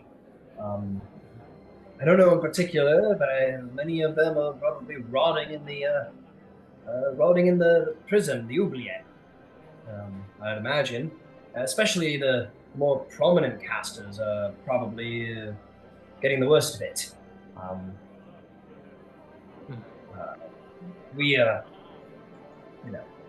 Arathis looks down on executions, so no, they've been put in some prison cell somewhere, I'm sure. Well, maybe for the best. Maybe some of them regret it. Listen, you're asking me. I think the greatest, most preposterous ideal that has been given to the land is that you shouldn't cut down your enemies for fear of becoming as bad as they are. I think it's foolishness. If you meet your enemy, they're laid low before you, you should cut them down. All you're doing is releasing their evil back into the world. There's no sense of locking them up so they can be freed again later. It's sorry. No, it's all right. I appreciate your candor. I don't think I share it, that view, but maybe I'm still young, as it were. There's a lot of the Sarenrae types around these days who believe in a good path forward. I'm one of them myself, says the dwarf with like old cult tattoos. Got it. Well, let me ask you. He's because I know because the Revenants their like major symbol of affiliation was the exacting of their eye and their hand. So I had I'm sure there are little sects where there are tattoos and stuff and whatnot, but it would be probably much more of a personal statement than an actual widespread affiliation. So let me ask, because I know you have the tattoo on your forehead. Is there any like direct iconography there that would be very plain to see that would relate to the Revenants? There are additional like kind of arcane sigils that start at the back of the neck and go down the spine. Yeah, I don't think you'd be able to see that though. Yeah. Yeah, like there's maybe some of those just kind of visible at the collar line. The forehead tattoo is like vaguely eye-like, but it's not, explicitly. No. Okay, cool. Because I know the Revenants were really big into their eyeballs. So yeah, and there is a symbol as well. There's like this it's I don't know how, it's almost like a brass knuckle. It's got these like spikes coming out of the top. It's like 4-pronged spikes out of what looks to be like some kind of brass knuckle. I know is also a sort of symbol. I'm actually going to post a handout finally of the Revenants now that we're sort of talking about it. I think it's worthy of getting that handout out there, and you guys can see for yourself the symbol I'm talking about. Yeah. There we are. That's like the major iconography at this point. But yes, the eye is also very big. So I'm gonna. So yeah, I got your art right there behind you, so I can see that that would probably be a very subtle. So he says, "Well, everyone has their faith. I have. Everyone has their faiths. All the faiths are well, right? I just, I struggle with mercy. I still struggle with ideas of mercy." Do you live here, Roderick? Are you on pilgrimage? Yes, no, I live here. I lived here all my life, and my family has lived in the Quad Roads for many generations.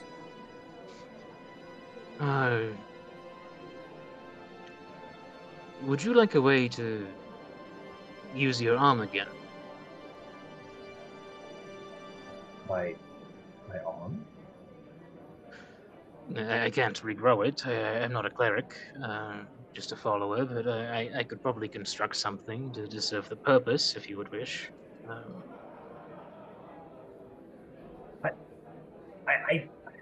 I've gone to the clerics and talked about all of that. And I don't have the money to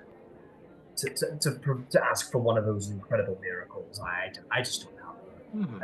I very much appreciate the offer. I'm just a humble veteran. I don't have enough coin to ask for something of such expense. It wouldn't be flesh and blood. It would be, metal or wood. I simply thought I'd offer. I tend to tinker these days quite often. You think you could? A metal arm? I couldn't take such charity. It sounds immensely expensive. I couldn't. I think it would be less charity and more just reward for helping protect this city. It's the least I could do for a veteran. Make a persuasion check. This is a big and maybe overwhelming offer for this. Yeah. Okay. Oh, right, yeah. That's only a 12. See, apparently you're more persuasive than Roderick's pride is stubborn. And you see this this old grizzled veteran guy who's probably a little grumpy in his old age, being dismembered and his glory days behind him. You see that slight sort of tremor of the lip and the welling in the eyes. That is really a display of emotion that is hard to imagine from such an old vet. But he says, I don't know what to say. I haven't had the use of my arm in about more than 20 years. It's all right. It might take me a few weeks, but give me a place to meet. Tomorrow I have a meeting, but give me 2 days, name a place, and I'll be there to take measurements, and we'll see what we can do. Thank you. And he grabs your hand firmly and shakes your hand almost desperately as he is overwhelmed with just thankfulness. And he says, "Thank you, Mr. Grimhelm. I'm I'm overwhelmed. Yes, let me think of a place. The Desk Meadow. They have wonderful. They have a wonderful place there. Bring some of your friends. My family always likes to go there once a month. We'll be there in a couple of days. And he'll give you a day, and we'll pick a day that works. We don't have to be too strict. He goes, have you ever heard of the Velvet Cabaret in the Dusk Meadow? Meet me there. Understood. I'll be there in 2 days. Thank you for choosing to come up here at this time, this day. It feels very serendipitous. It does. Vasselheim. It's a wonderful place. Well, I leave you to the rest of your day. And thank you. May Sarah and Ray help you down whatever path you're trying to get to, Sir Dwarf. Thank you, and you as well, towards whoever you worship. You seem to be a cord man, I'm guessing. Maybe Bahamut? I've struggled with it, but my family's always worshipped Rathis. Rathis. Delightful. I look forward to meeting you, and I'll see if I can bring some of my traveling companions. We'll be in town for a fair while, I think, given the givens. Thank you. And he'll shake your hand one last time and make his way down the stairs. He's older now. He still hobbles a little bit. He's probably getting around the age where a cane may or may not be necessary. But as he came up the steps that way, he walks down with a little bit of youth in his step. Again, Dia seems to have invigorated some vital strength. And as we pull away from that and Glint, you make your way down the steps to reunite with Nyx and Ember. I want to hit you for a moment, Zarvolg. Just for a moment. You are marched down dark, dank hallways, and it reminds you of a time where a certain dark sorcerer was a part of your group and was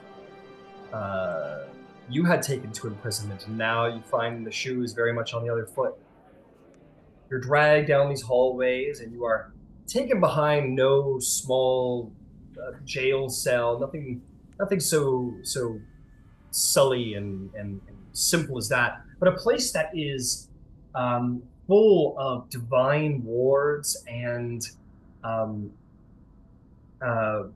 crystals laden into the walls and magical defenses, warriors of great worth, paladins and monks and such, prepared to defend this place from not from people getting in, but people from getting out, and you seem to be one of these people today. You are taken into a cell that is not too large, but just big enough for one. The door is closed on you, and you find yourself in solitary confinement. Only but a sliver of light from under the door seems to find you inside of the room, and your dark vision allows you to see about the room somewhat simply, but it obviously takes a second for your eyes to adjust. And as you do so, like the door slams and your eyes take but a moment to sort of fall into the dark colors and turn that darkness into dim light. And what do you do?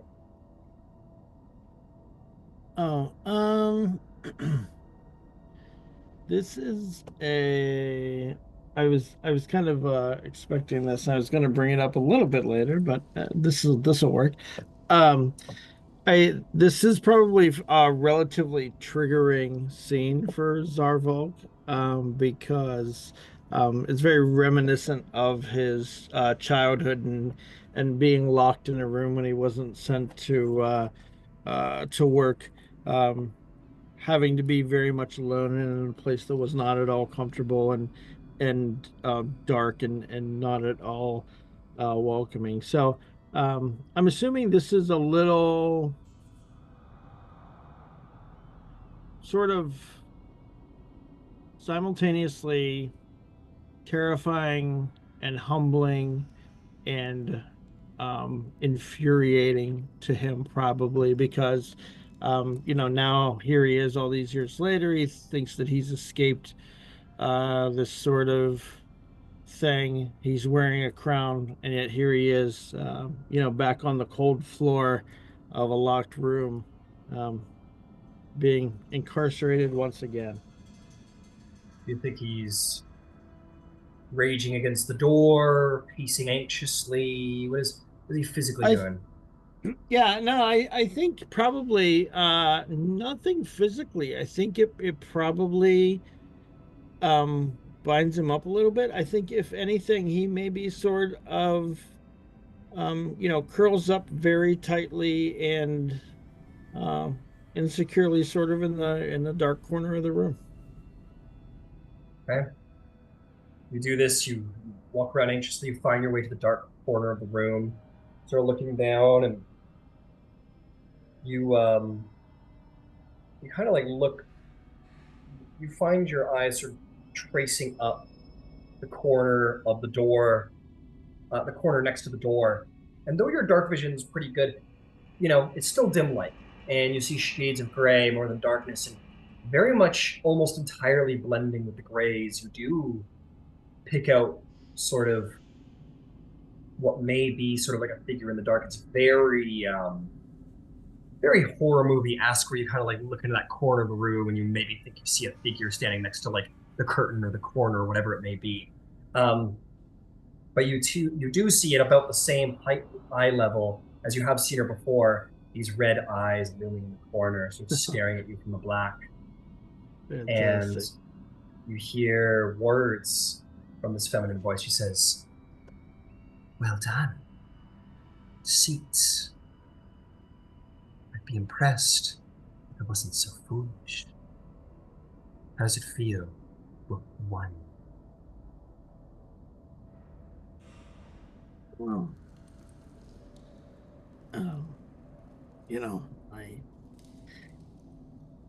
I suppose it's true, what they say. Nothing ventured, nothing gained. Seems I've lost in the moment. I guess we'll see how it plays out. Oh, you're about to see how it plays out. She says, you see actually those eyes begin to sort of rise in the corner, sort of moving slowly up towards the ceiling, growing without movement, just sort of elevating in the corner and saying, "I've been fair and kind, and I have been ready to work with you, Zarvolg, to give you what you please in service of what you want, or in service of what I want. But you forget Zarvolg the Grim. You who have not earned your title yet. I am more than just the god of lies. I am the god of cruelty as well. The voice sort of changes, and you see, as your height grows, you see this bulbous form sort of growing, just barely at the edges of the light from under.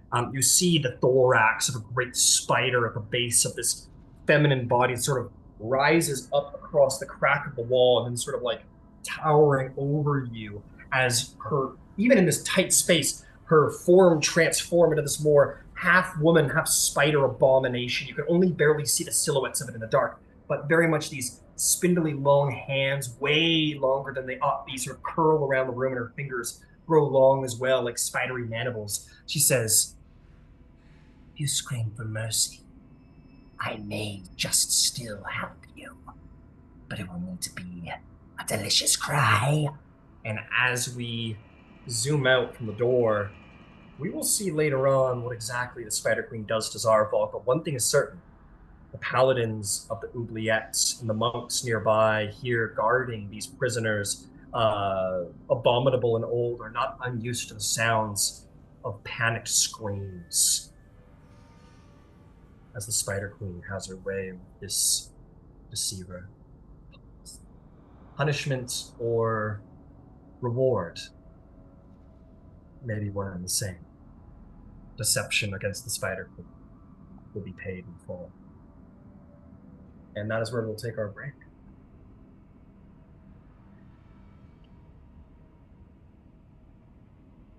Why don't we circle back to Yvaine, Finch, and Beverly, who are, they're, up in the, they're sightseeing. It's a great day. It's a great day out here. Vasselheim, baby. What do you guys want to do? Once you presumably have had your fill of the sanctuary.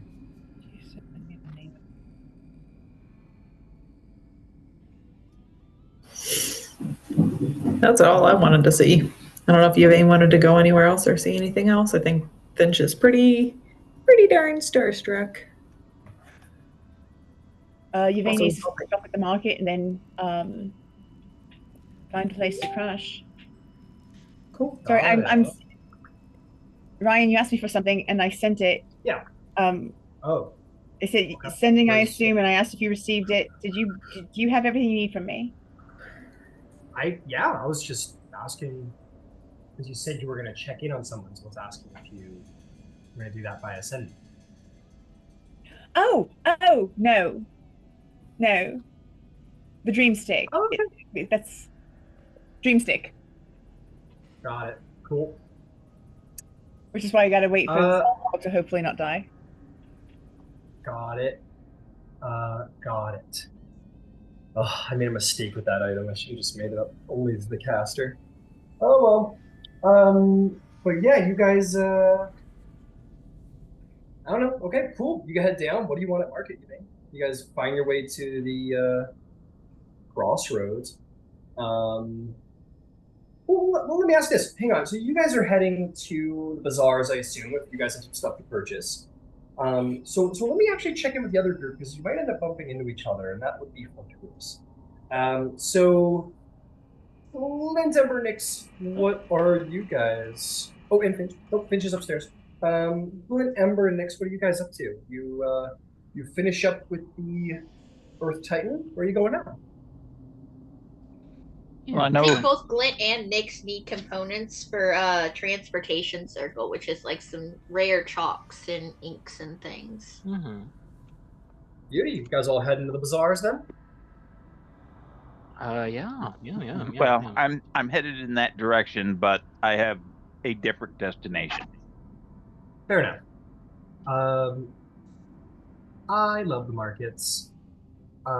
Such a fun rabble. Yeah, you guys head to the markets. As a reminder, it's a very cold climate. As beautiful as the city is, you're in the deep of winter. You guys are bundled up outside. There's snow on the ground. It's a beautiful, beautiful city, but definitely clouded with snow. Yeah, and you won't make your way to the bazaars, and you're heading in that direction, and you have like a moment as you see Yvaine and Finch and Beverly coming down the street, and you three see Ember and Glint and Nyx coming down the street. You guys are like, you son of a bitch, what are you doing here? Come on in. And you guys just have another union moment.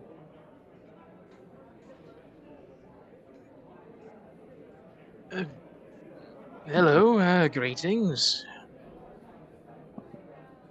You all Glad to have meet. rooms at the balance scale. It's near the south gate, just east a little bit from the Slayer's Stake.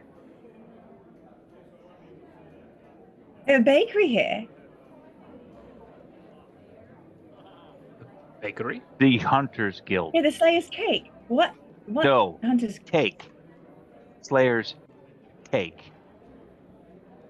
You know that's where they copied the name from. In Whitestone, it's a bakery called the Slayer's Cake. So they named a Hunters Guild of the bakery.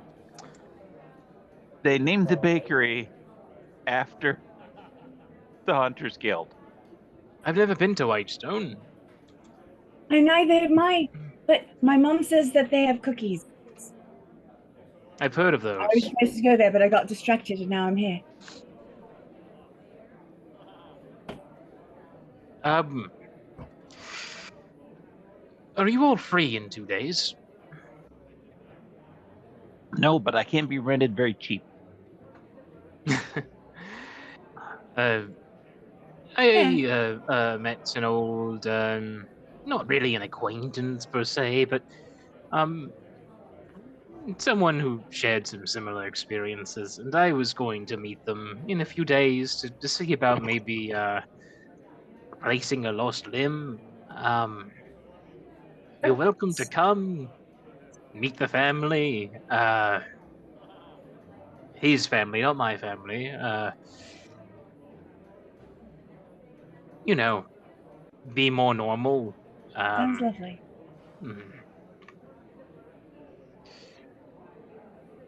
Well, I think that will largely depend on how tomorrow turns out. That is true. We should probably get through tomorrow. Speaking of Right. which, I have shit to buy. We do, don't we? Well, I have a good idea of what components I need, and hopefully I can maybe find something good to also describe in my books. New.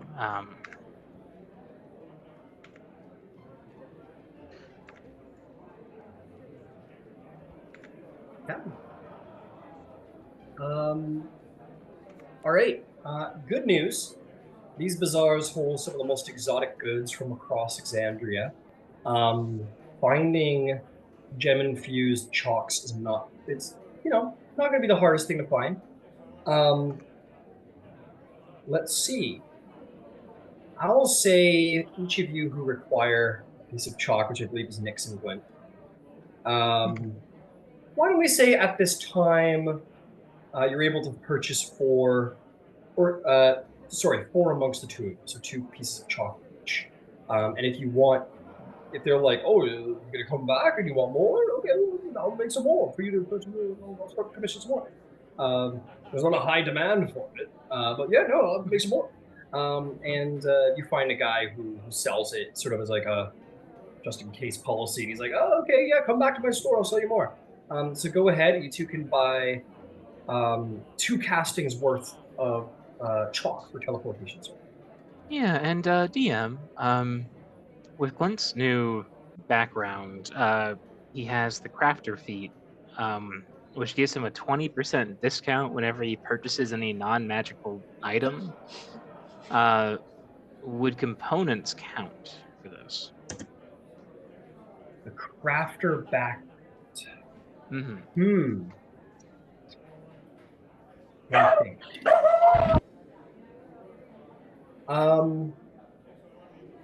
I'll toss it up real quick.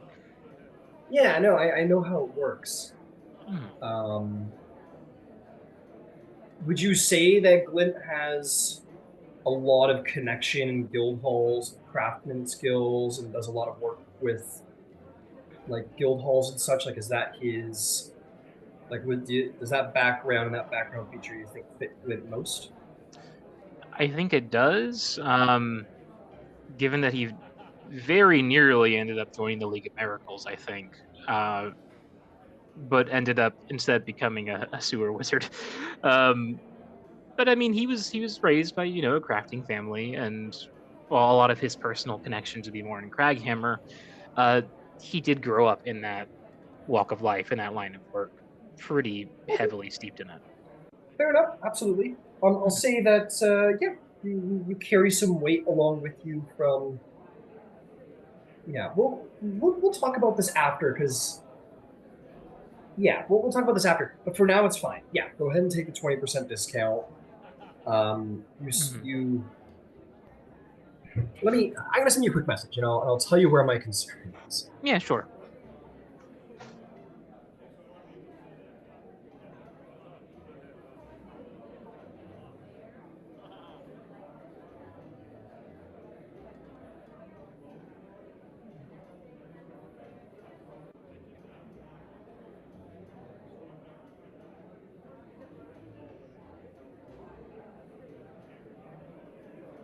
I love the idea of a crafter's coupon, though. That's phenomenal.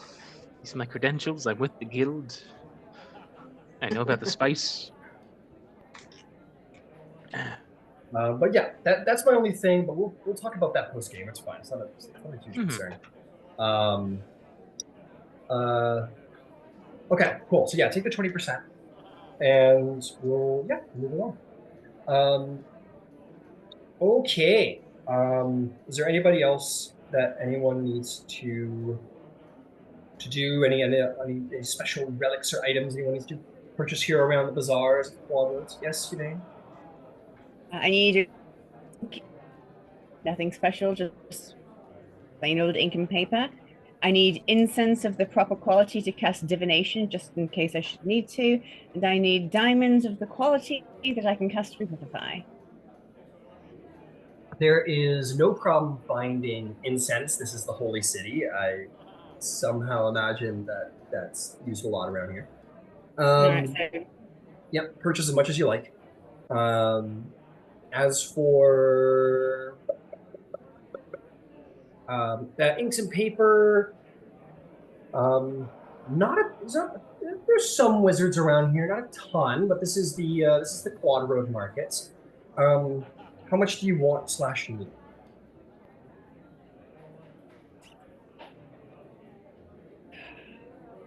Realistically, I would like to have 30 sheets of paper because she's going to have.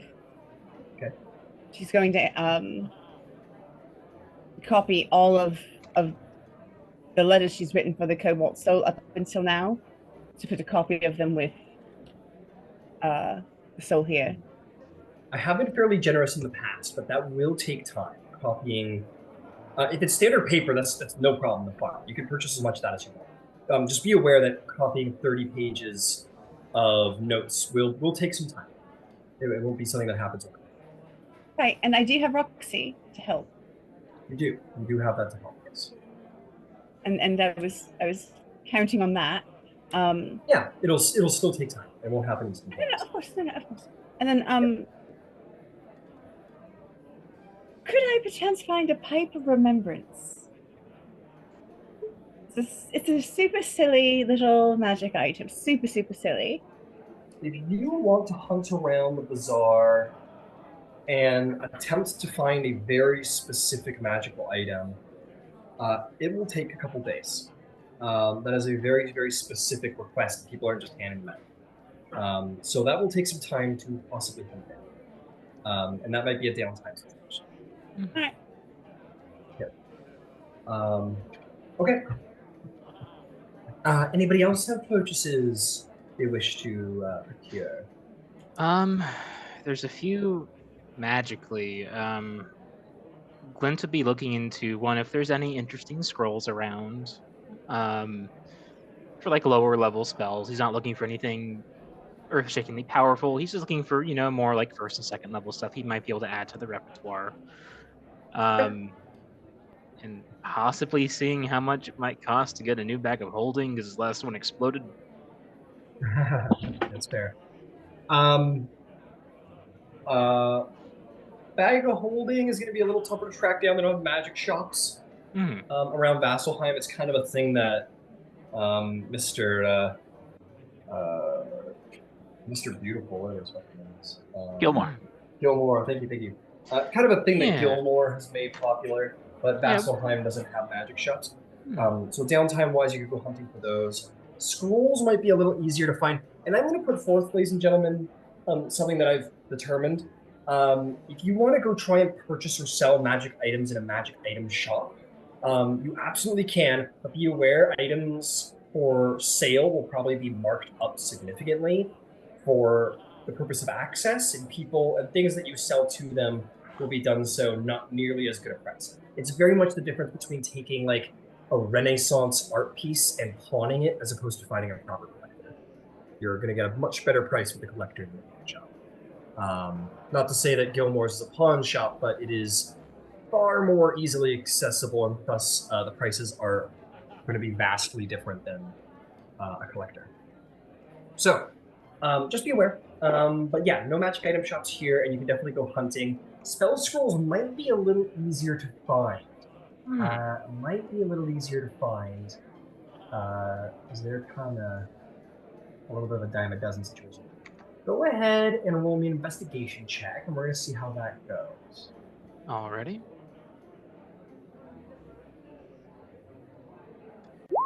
That's going to be a 14. 14. Let's see here. We go. Mr. Spellscroll. 2024. Here's your friend.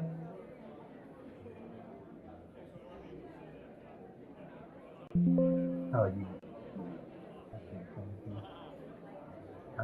Let's see. There we go. There we are.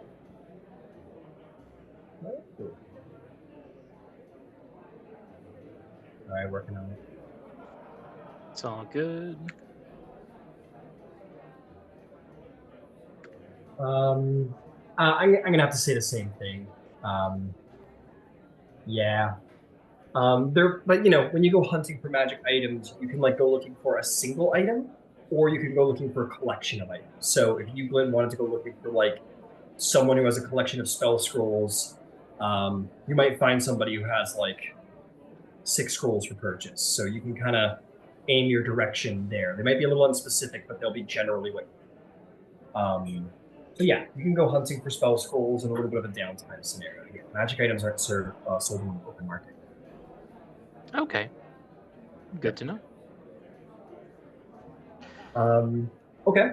So, is there anything else you guys want at markets? Perhaps things a little more mundane? The materials for potentially constructing a prosthetic. What is the?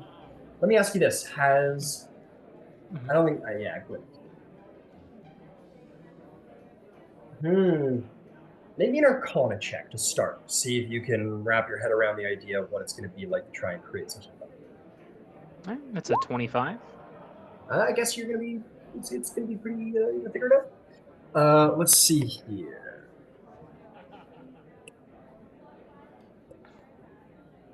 Give that a moment. So I'll be here in a second. Okay. Yeah, you think about it. It's not going to be too deep. You don't think it's the most difficult thing to make. It's a very simple, localized sort of transmutation spell, transmutation enchantment to sort of affect the joint. A simple divination sort of thing to sort of connect the mind with the transmutation to activate. It's not the most difficult thing. You think you can make it without too much issue. Let's see here. It's you're proficient with smithing tools, so you could definitely make a metal arm. Depending on what crafting tools is what you could make. How would you like to go about it? I think metal in this case, or potentially stone, if there's like locally sourced stone, would be cool. Yeah, you're on a mountain. They should be pretty easy. Yeah. Is there like marble available, or maybe like a better wear stone, like Nyx or granite or something like that? You look around and you see like a lot of buildings here are stone made with the elements to consider. You imagine there, and you know, there's the mountain right there. You imagine that there's probably decent access to quarries around here. It wouldn't be too hard to obtain fine stone for this creation. Got it. Then I think like Nyx, which is like a darker gray stone with striations, and then maybe some metal detailing that's brass, if possible. Okay. Yeah, if you want to pick up 50 gold in materials for various fine stones, scrap metal, and then magical, like, you know, raw magical, not residuum, that's very extreme, but magical implements necessary for the enchantment. It would take 5 days to make, but you could produce what you think would be like a prosthetic arm. Awesome. Yeah, that's about what I'm thinking. Is, you know, like a prosthetic limb of, you know, shaped segmented dark stone with kind of relatively intricate brasswork detailing like knuckles and various parts of the joints as well. Not overly gaudy, just, you know, adding some additional definition to make it very clearly like an art piece as well as something that's still very functional. Absolutely. Yeah, and he'd set this aside until he can get proper measurements. He doesn't want to give someone lopsided limbs or anything, so Absolutely. I'll tell you what, make me a medicine check. Sure thing. Medicine 17. 17. You work a lot with anatomy, shall we say? You know, you could wait for a very like exact inch to inch measurement, but like with that roll, like maybe you like sized them up at the time just to like be sure. You think you could probably produce this and have it measured well? Like you don't think you would be like you don't think you'd do a bad job if you just kind of did it off of thought. You're very used to measuring the size of bones, so you know. Good to know. Yeah, awesome. I'll add that to the backpack then and list that. That's all on, I think, Glint's big end. Yeah, that's all I think he'll need for now. Fantastic. Anybody else have shopping to do? I just realized Nyx doesn't have anything to like record with. Is there any way they could get like maybe like a notebook or something like that? Yeah, absolutely. Books that have stuff in them usually cost about 25 gold. So we're gonna really chop down that price because you're looking for like a blank book. We'll say gold for just like a blank sort of notebook. You could purchase an ink pen and ink if you wish, which is a little tiny bit more expensive, but not breaking the bank. Let's take a look.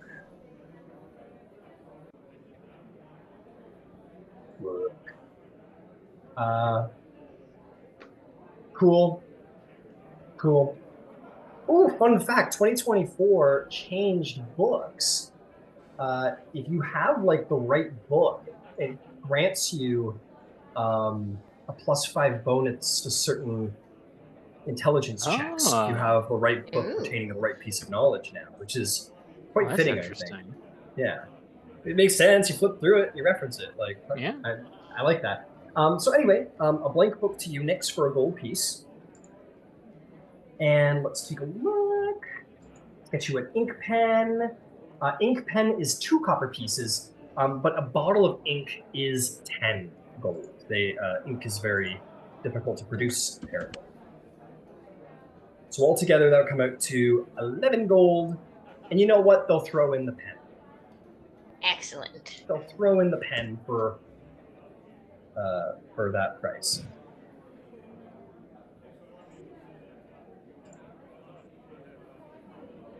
And that'll do Nyx. They're done. Cool. Sweet. If there's no other transactional stuff that you need to do, I will say that you guys have had a busy day. The sun is starting to go down, and the time to find quarters is quickly approaching. But before that, Ember, why don't we hit you up, my friend? You're heading somewhere a little more sanctified, I think. Yes, indeed, I am. To whatever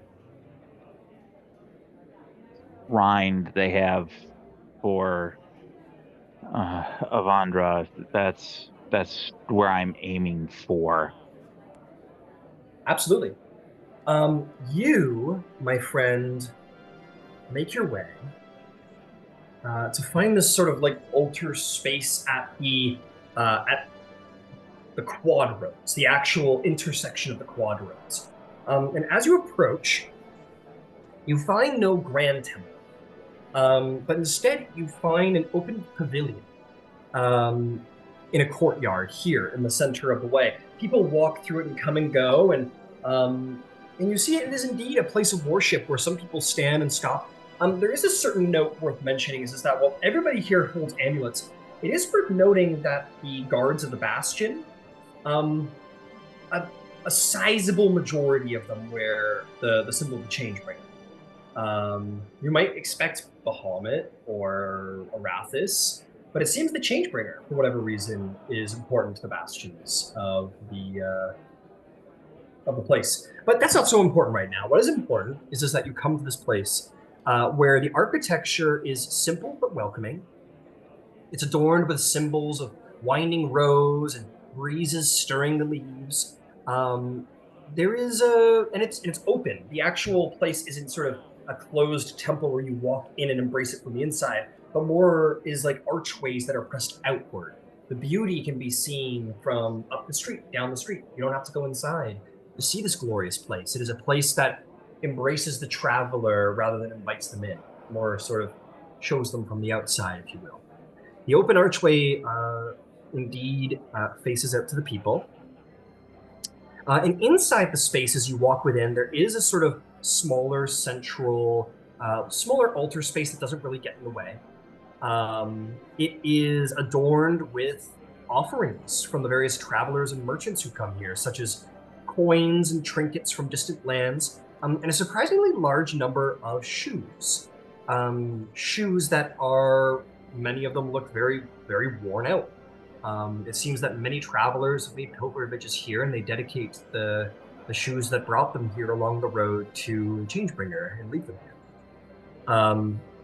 But yes, they're all left before the small stone that is set out. That very not too ostentatiously. It's just a stone that bears indeed that almost coin-like image of Avandra, sort of just engraved into the center of the stone where all these offerings lay within. And nearby, on one of the walls that holds up the pavilion, there is a map wall.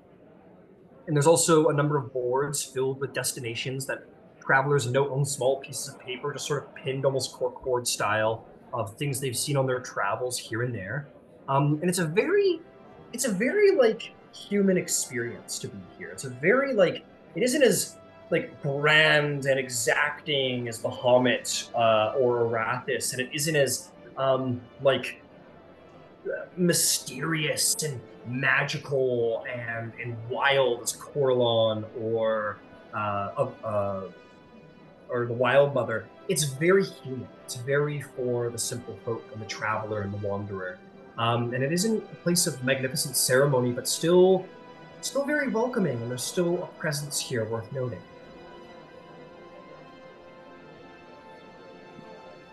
I would imagine that there are people who are kind of queued for that kind of central shrine temple, not temple, but altar. Yeah, a little altar.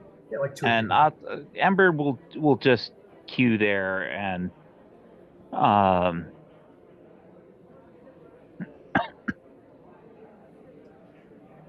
yeah, sort of queue there. You wait. And Yep, go ahead. and while he's in queue, he's going to take out his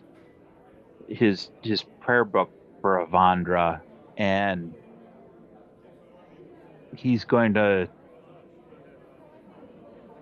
kind of look through it, because he's not a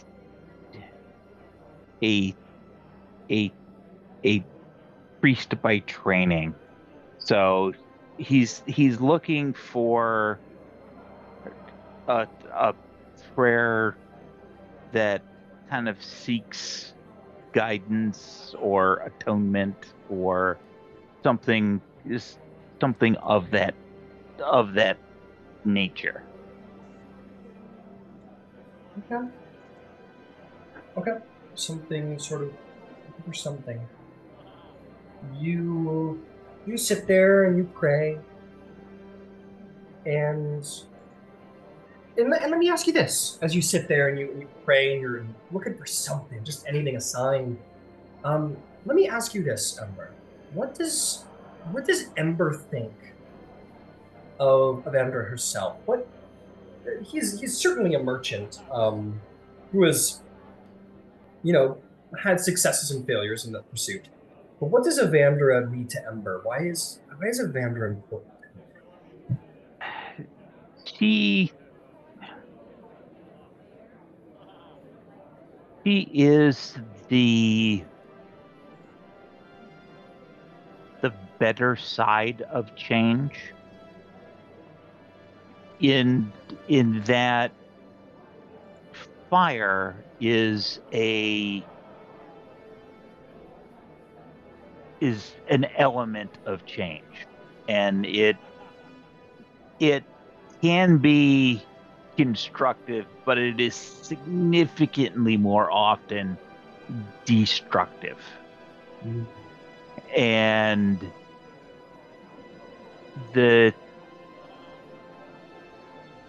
Avandra represents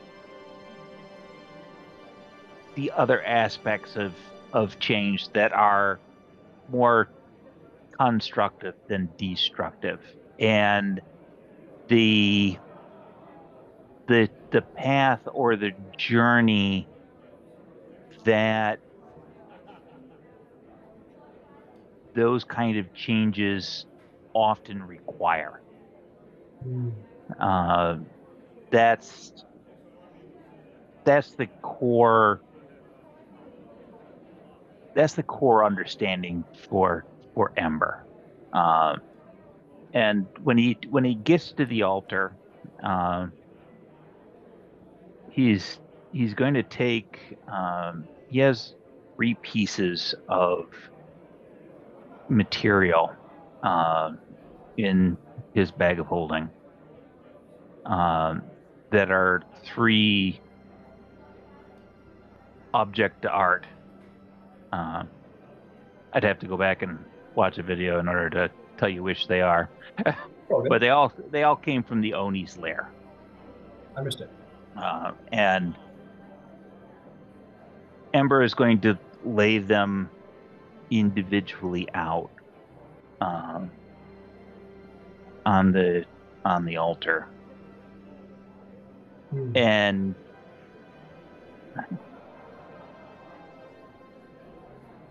he's going to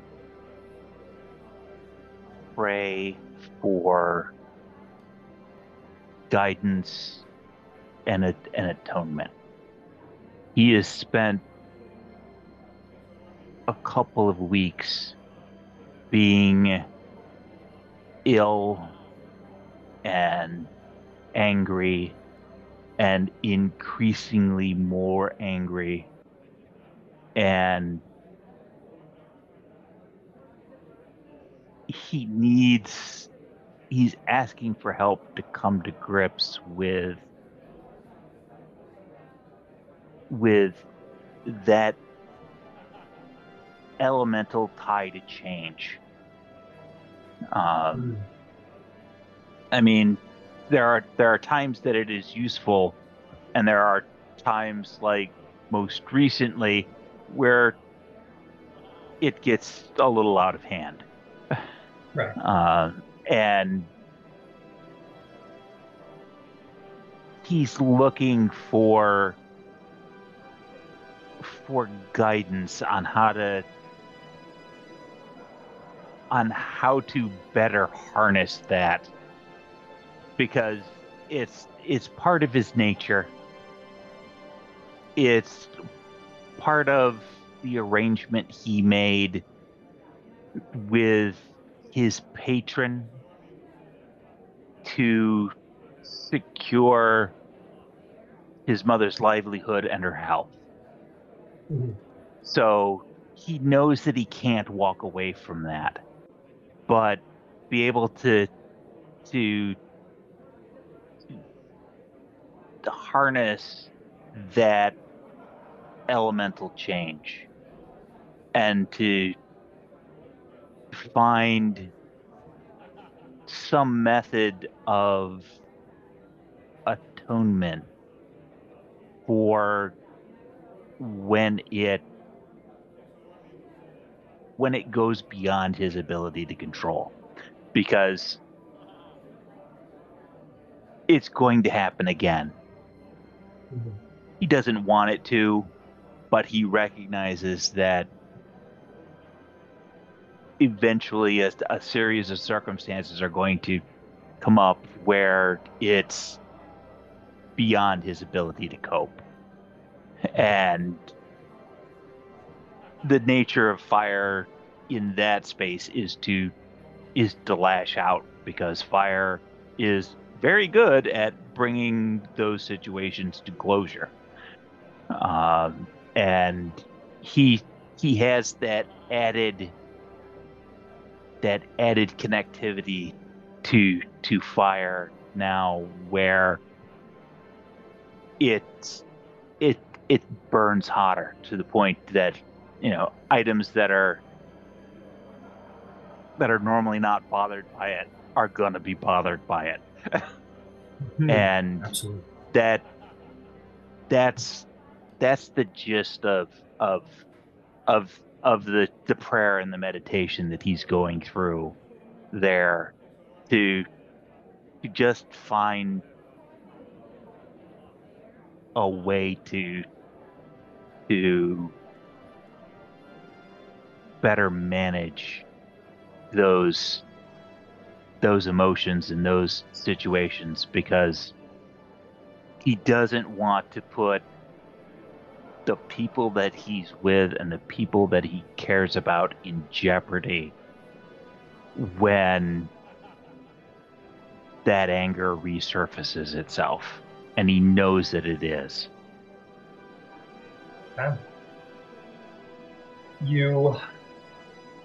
Much swirls through your head, and you spend some time there, Ember, maybe more than you know. You see the face of Escaros, a person who has very much been a help to you, who has granted your wishes, granted you greater powers over flame than you ever knew, and has encouraged you to use them. And has, for all intents and purposes, fanned your flames. You don't know if he's evil. You haven't seen him do evil shit, but he's certainly encouraged this path that you are at the very least seeking change from. But there's other things that sort of flash through your mind as you think of all of these things. You see a dwarf who you know quite well, Mr. Grimhelm, though he is very magical, and you are seldom to see him working with his own two hands, per his great magics. Maybe on time to time you have caught him working at a forge and seeing the great kilns and flames under the beating of his hammer, and are perhaps reminded, and with the flashes of sparks and flame, a grander figure, Glint almost seems to take in a moment that reminds you perhaps of occasional iconographies you've seen of Mordin, the great dwarven god of the forge, for what could be forged without the fans of flames and fire. And with a flash of that spark, you see Yvaine flutter down from the icy pine trees in the forest none too long ago, and with a worried but nonetheless relieved look on her face, she tells you all the forest fire stopped and tells you her assumption that it was the fire issue who did so. They seem to wield fire for good, and the Smiths wield fire for good. You don't know if it's your own mind that's bringing you to these places, or if it is the will of Evandra herself, but these images of flame, indeed destructive, but contained and used for good, very present. And you feel the breeze sort of flow through your mustache. And sort of flows around you, almost a little bit like a circle. You're under this pavilion, this circular space, as if the winds of change are upon you, as if Evandra has very much heard your call, or has been waiting very still and very excitedly to hear your call. Perhaps, Ember, it's the time for change. And as you sort of come out of this moment and stand, you have this weird feeling of you. You have this feeling of destiny about you. Like the next step you make is the first step in the rest of your journey. And what change you'll make can only be done by you. And you look around in this very small and humble space that has been made to her worship, and you see 4 roads before you. There's a road that leads clearly south and down the quad roads and out of Vasselheim to the unknown of the south. There is out into the frontier of Asiora to the south that you have not been to. There is the road north, which leads to Bahamut and all of his defensive might, a place of very severe defensiveness, of protection, which is seemingly what you want to do with your fire, and maybe not burn so much as use it to shape. But there's 2 other roads that go left and right to destinations you have not seen yet in Vasselheim. You have a keen mind, and you know that the path east, though, leads into Vasselheim, or sorry, west, leading into Vasselheim. You do recall maybe Yvaine mentioning that Hyra, the Ashari, are due west. The Fire Ashari are due west, and maybe could teach you something that Esteros just simply could not. And then there's, of course, the path east, where you just simply don't know where it goes.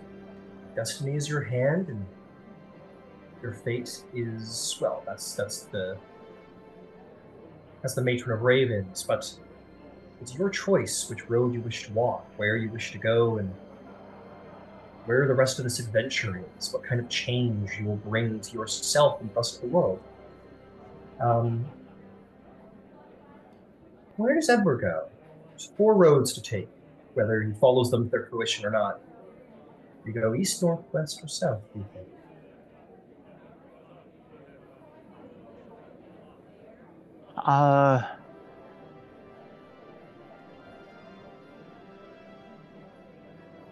Ember's gonna stand, and he's gonna look in all of those cardinal directions, and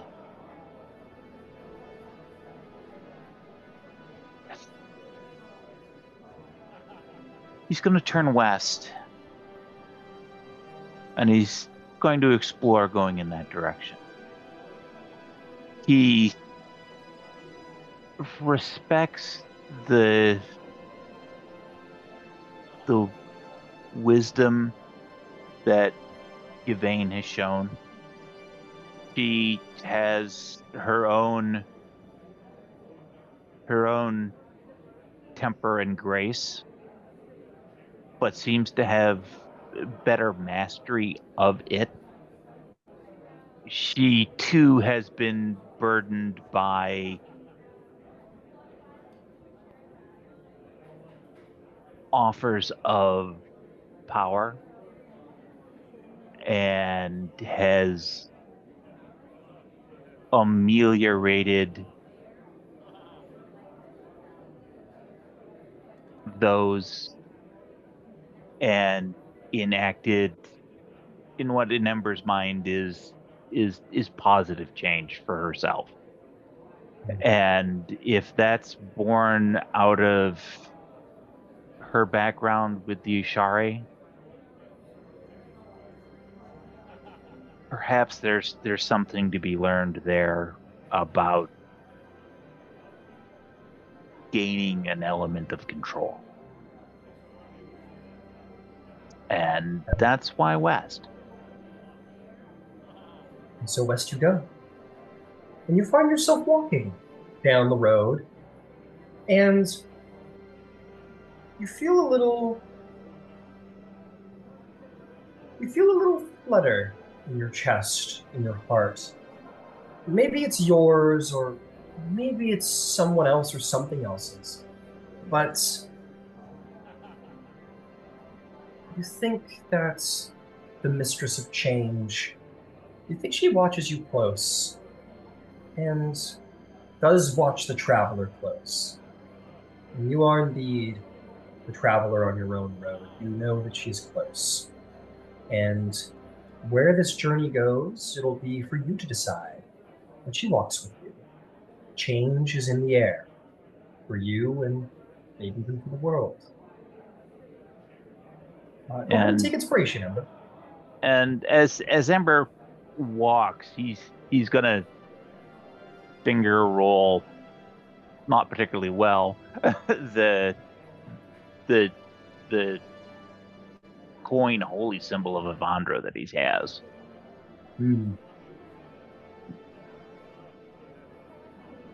Actually, with a 16 dex, he probably does it okay. Yeah, absolutely. You kind of roll it around through your fingers. You haven't spoken to much, but you think about the commandments of the Changebringer and make sure you're doing what you're told and what you should be doing in her eyes.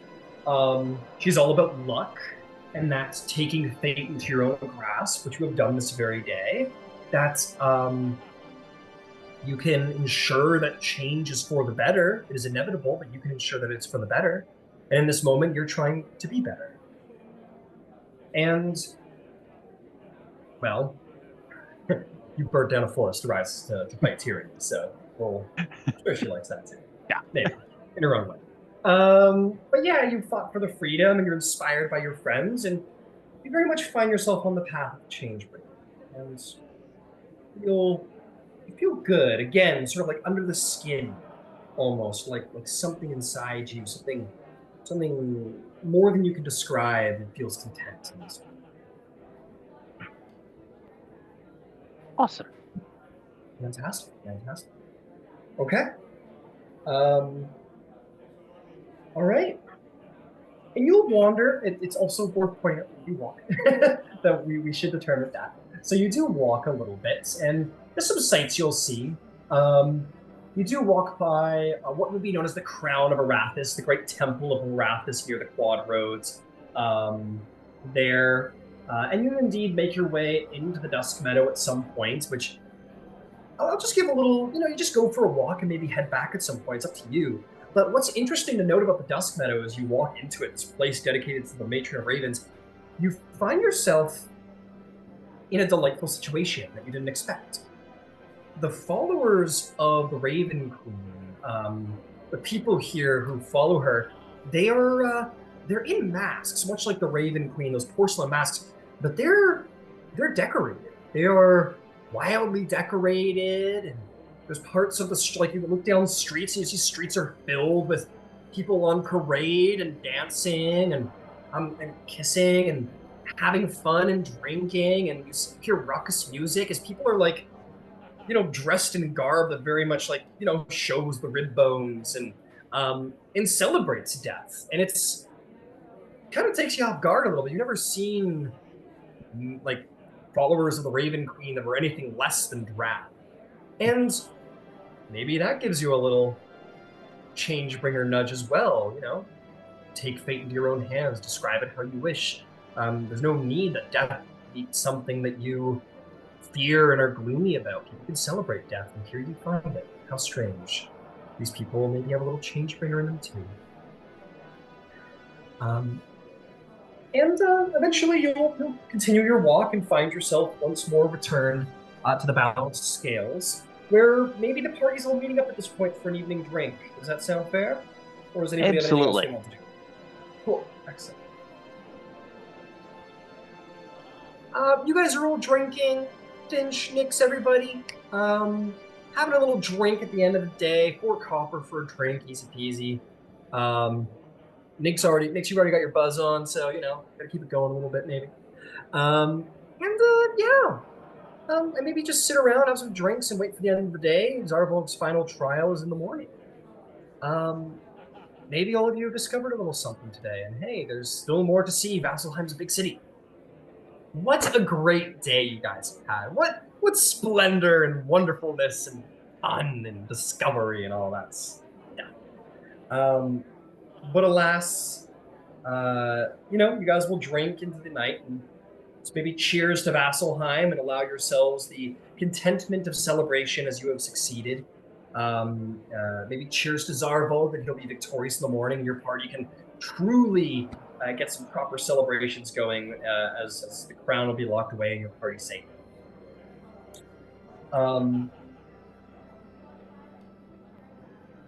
Zarvolg. Yes. But with that said, absolutely right, Nyx. Now, Zarvolg.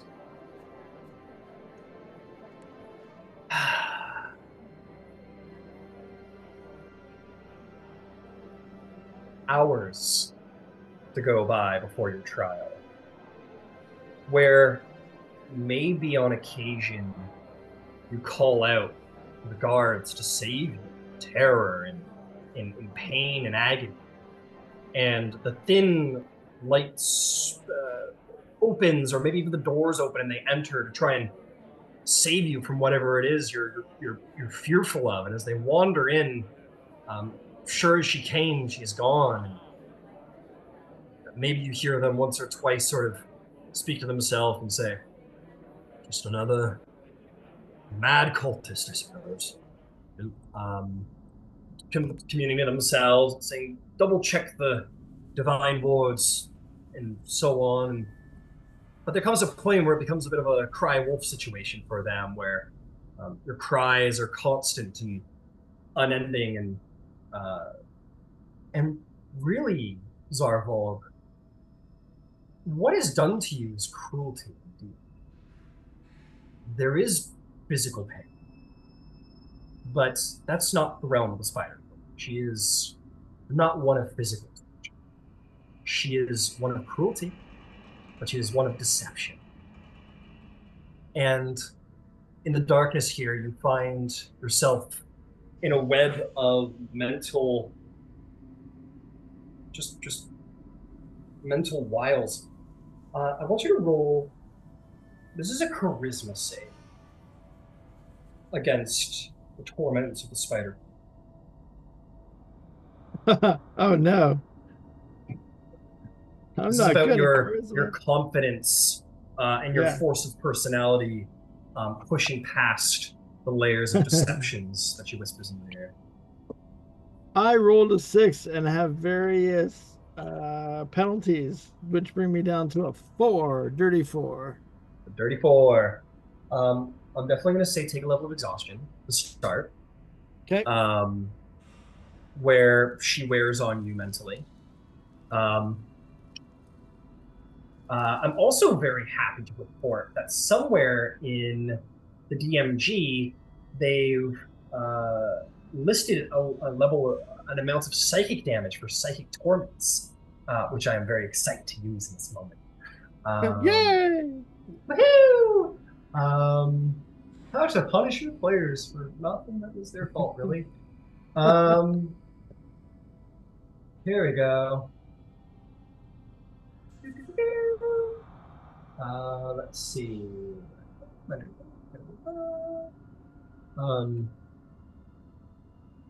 Man, give me. Haha! So you're going to take a mental stress. I think this one will be fit. It's not too. It's not as intense as all of that. So he just begins to wear it. So you're going to take 13 psychic damage. Okay. You will have been able to have got a short rest at some point here, I'll say. So that's not to take you out instantaneously. Because you've been beat up a little bit today. So you have been, so from a roleplay perspective, you have been mentally battered by just whispers of, it would be an injustice for me, a mere mortal as a DM, to try and describe the mental torment she lays upon you in the hours, in the deep night, in the black and the dark. But enough so that it threatens to shatter your mind, and shatter your belief in your friends and your trusts in what's around you, and just sort of corrupts the better parts of your philosophies. You've been physically beaten, mentally beaten, and it's not the only torment she lays upon you. The crown transformed your body, and it will be transformed even more in these hours, much like she's wrapped webs around certain parts of your body and stretched you. Yeah, the passions of some hobbs, that's exactly right. So with these roleplay measures in mind, you're, wherever you are in your psychic stresses, undergoing the torments of many hours, she says to you, Zarvolg, she says, make no mistake, I like you. You have potential. There is a skill you have for getting what you want. You have the desires that serve my purposes, and I have the means to grant yours. There is much to be gained from them. And your punishments shall be thus: if this crown is to be forever sealed away from my forces, guarded by the greatest of holy men, and you, the deliverance of this sealing of evil, then I will at the very least be great and cruel unto you, sir. I wonder, do you think me so unpracticed in torment that I don't know your true weak spots? I remember why you put this crown on in the first place. Yes, our lust for it, but there was also the need to protect it. How Bahamut has whispered in your ear. How will you protect your friends from the caedogeist in here? You're right, these are hallowed grounds. She cannot get you here, but that does not mean she cannot hurt you while you're in here. Shall we pretend I don't know which one would hurt you most? Which death would exercise your very being? You kept your cool when Finch had daggers plunged in their chest. Nyx, oh, you've only just met Nyx. Ember, a friend indeed. Glint, a friend indeed.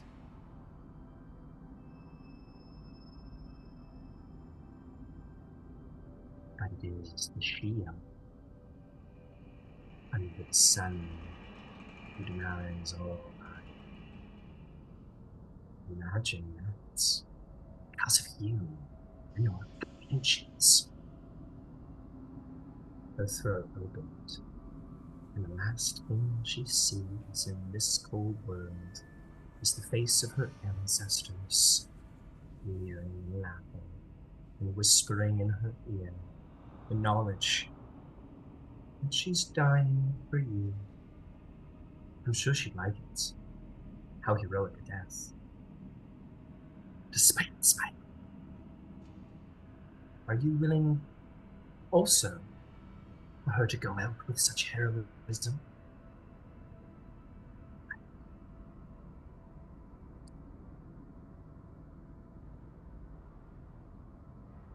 Nothing.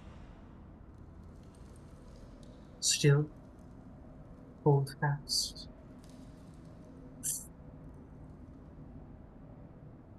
Wills. Oh, you have something to say? Zarvolg? Oh no. No. No, Okay, that's fine. he's struggling with whether or not to say anything. But he's certainly not. If anything, he's probably, trying not to squirm a little bit, trying not to, I'm sure that there's an urge to, you know, physically turn away from wherever the voice is. But one, he knows that doesn't make any sense, and two, he knows that like that's what she's after. So, it would be like a lot of it. Saving. Yep. See if you can hold your 13. ground. 13 against the spider.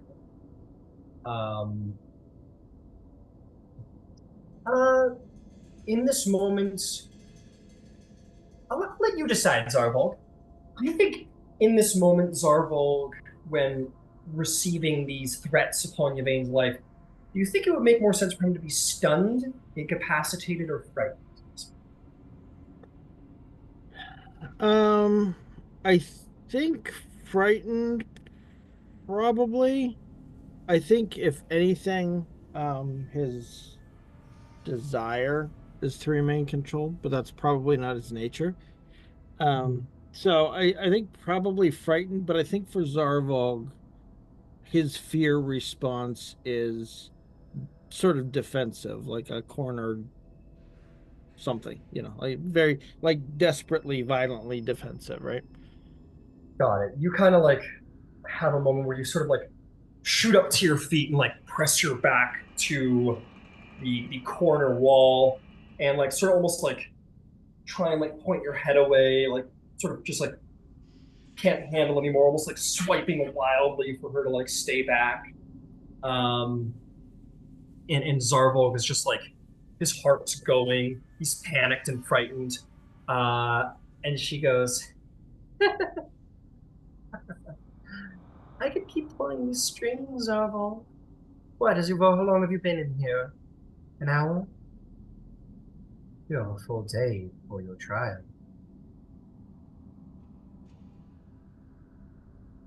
Shall we continue?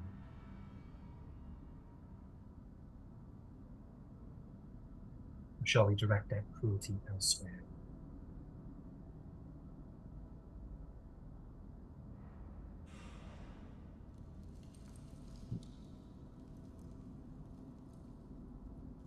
I think he probably tries to, with the exception of some involuntary,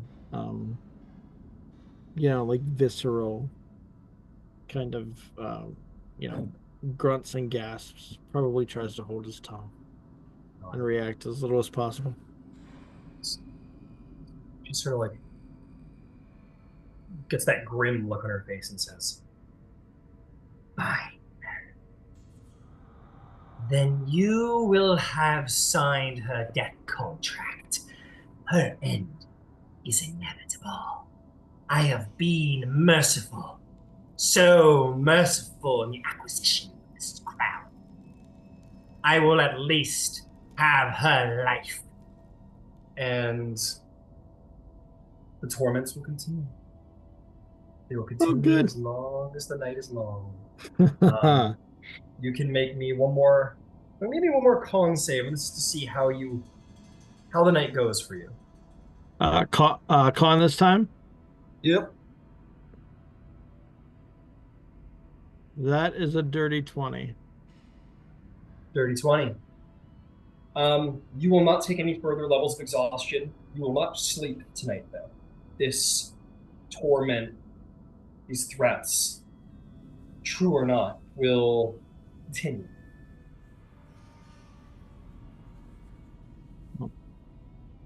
Okay. Do you think at any point there's anything Zarvolg would do other than suffer? No, I don't. For a couple of different reasons. I don't really think there's any part of him that believes that there's anything he can do. And I think that um even in a compromised state, he probably has spent sort of his life like figuring out or trying to figure out or trying to reason through or just from sort of a survivalist perspective, just like um the least detrimental way to try to get through a situation and to try to rationalize things like time and whatever. So I think that's probably like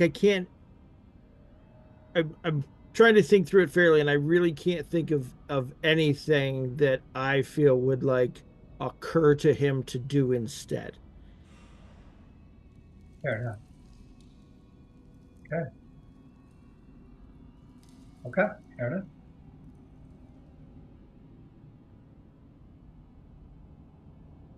Fair enough.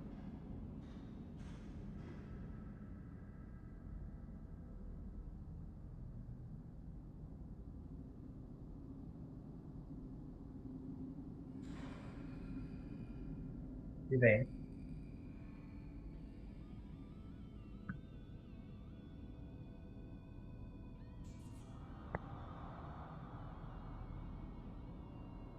You sleep.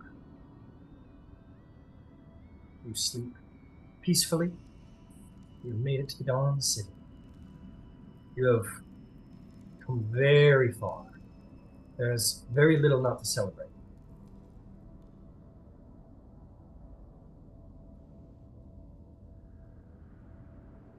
Your dreams are filled with adventure, with travel, being lost in the woods, trying to be a ranger, you know, failing somewhat miserably at that, literally on the other end of the continent, um, by the end result. But you knew you were no ranger. You see your greatest friend, Zarvolg, who is a master comparatively at his craft. And you have grown so much into a druid, maybe more than you ever expected. You've seen the stars, you've hold communion with gods, you have saved lives. It's a shame.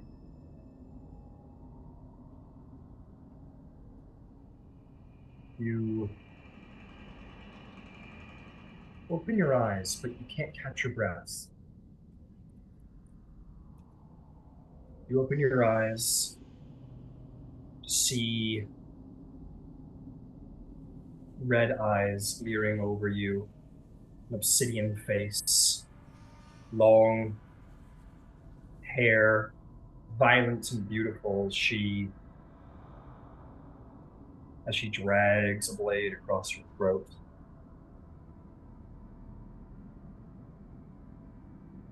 And as your last moments are here,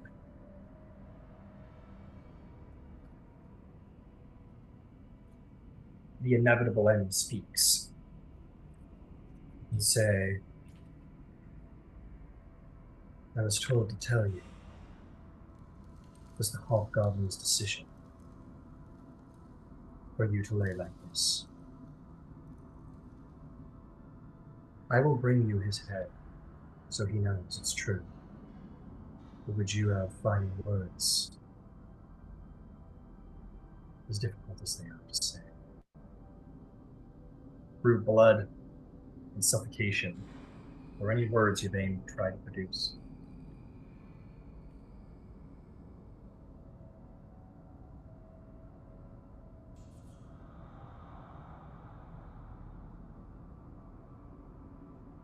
It's in fate's hands, sister.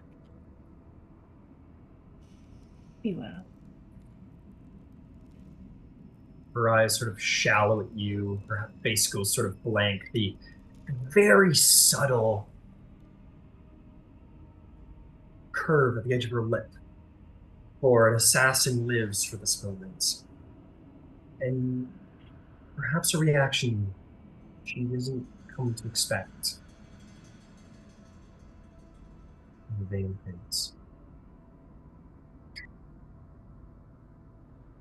Meanwhile, in the oubliettes, the Spider Queen with webs across her fingers that are pulling on the very essence of the Zarvolg, she says, wait. Their words in this oubliette are strong, but I am the Spider Queen. That is my message. There is no power that can stop my spiders from seeing the witch. And I can tell you this, Zarvolg. You have endured much pain. You've endured much, and deceived well. Oh, my general, how magnificent you are. And how magnificent will your sacrifice be. I tell you this, she is dead. Your son, God kept it.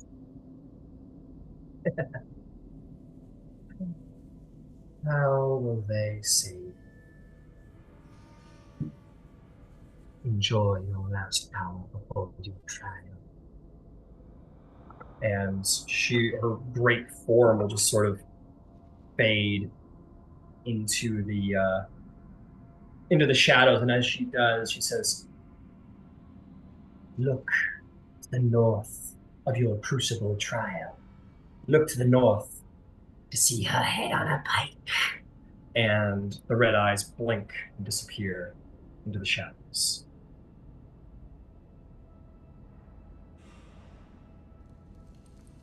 Long rest is had by y'all.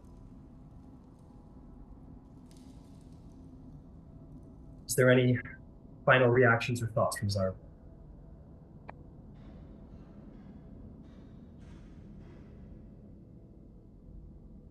You did. No. He almost had one. He was very close on the edge. But he remembered at that point that she is noted for deception. So at this point, he's not sure that he's not being deceived. So he's worried, but not convinced yet. Okay. Morning rises. You all go down for meals. Time's wasting. Zarvolg's trial is very soon. Yvaine has not come to breakfast.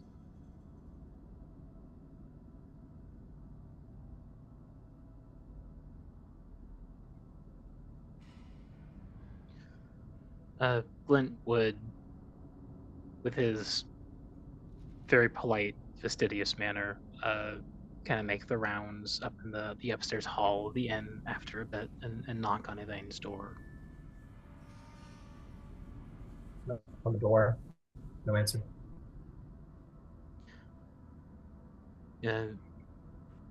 Yvaine, are you well? The trial's only in another hour or two.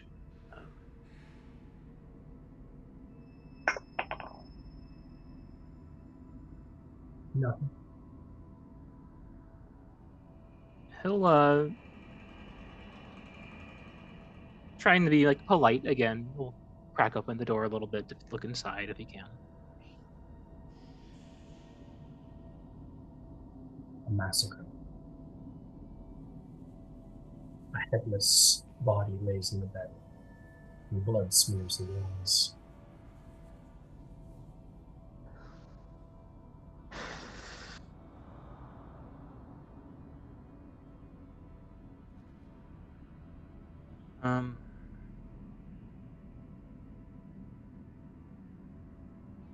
Glint would be frozen in place for a moment, This is not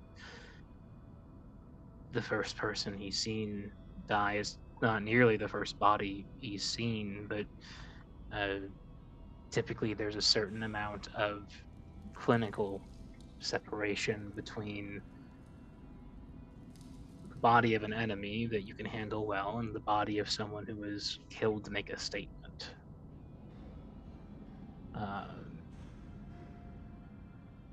And after a good 6 seconds, he'll step out of the room and close the door, and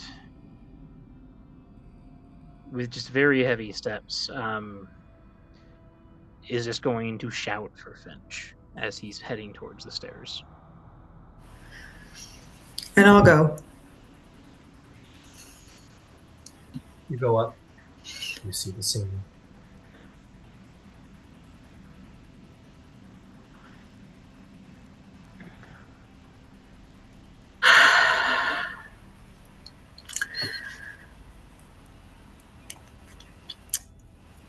Yeah, I think Finch would be like a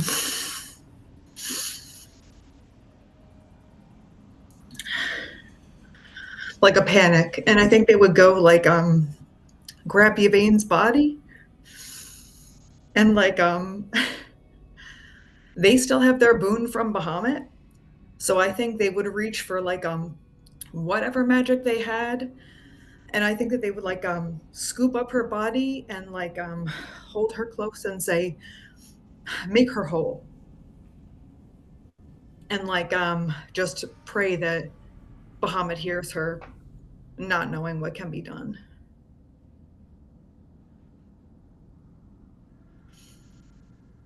You reach out to Bahamut and ask him to bring forth a miracle to save her, to make her whole.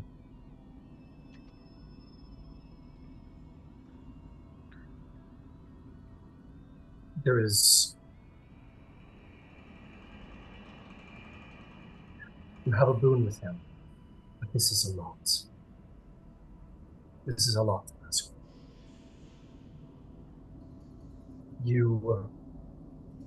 There will be a couple of minutes here where, for all of you, time will sort of flow by and like some strange alteration of time where everything seems to move so slowly yet so fast in the trauma of what's happened.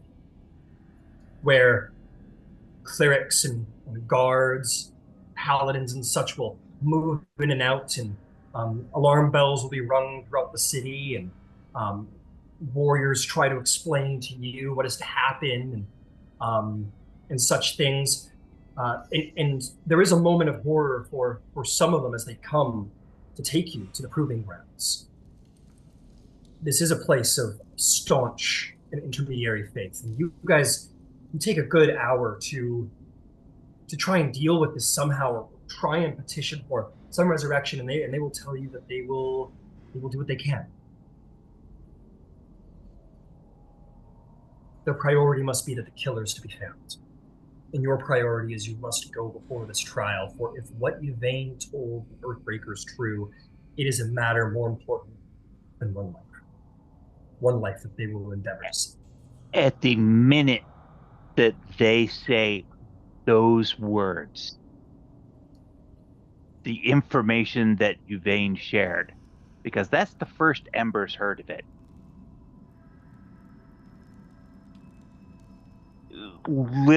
Literally, fire is going to appear in his hands. You'll do better than fucking try. If you think that thing outside was a problem, you ain't seen a problem fucking yet. She told you it was a problem. And you threw him in a cell and you let this happen. This is on your fucking head. Fix it. Or I'll fix it and nobody's gonna like it. This speeding of time definitely, I imagine, comes to come, where strong wills come against one another. And a portion of this tavern, I imagine, finds itself in Crisp. I'm going to, they will say they can do what they can, and tempers flare, and fire emerges. I have Ember is detained, and those more authoritarian members of the paladins who have less compassion, and maybe are more strict with their words, speak to the rest of the three of you and say, Earthbreaker Groom requested your presence for the trial of your friend. It is imperative that you are there. Will you be in the oubliette alongside your friend who wields flame? Or will you go now? Will you go now to the trial forge? Can I stay here with her? It says, you may return once this trial is complete. Who will watch over her while we're gone? Because her body will be put in care of the followers of the Raven to preserve what she has of her remains, and we will do all we can to ensure her the possibility of resurrection. But she is damaged significantly. She will be watched for and cared for, and you'll have access to her. But it is now to the proving grounds, or to the oubliettes. It is your choice. I'm sorry for the loss of your friends, but this can wait. Is Beverly with us too? Beverly is just like shell-shocked, but yes. I think Finch would look at Glint and Nyx and just say, I know it's hard, but let us go. We'll return. I don't like it either, but we have an obligation, and I trust them. I know.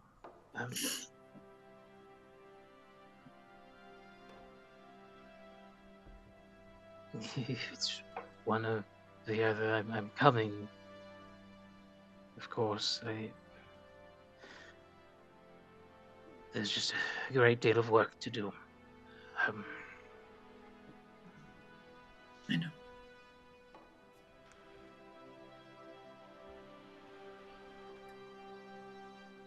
Let us go then.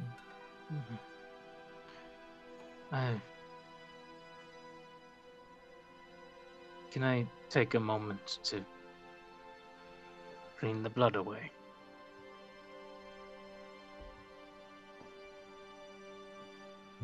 They will allow you a brief moment to do some cleaning magically.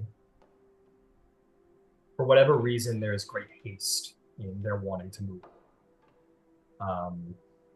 They insist that this trial is not one that can be waited for, but they do allow you that compassion. Okay. Oh, good. You are under guard, hauled through the streets, and your bodies are heavy with weight and grief, and you are brought to the crucible, where Earthbreaker Groom stands in the center awaiting.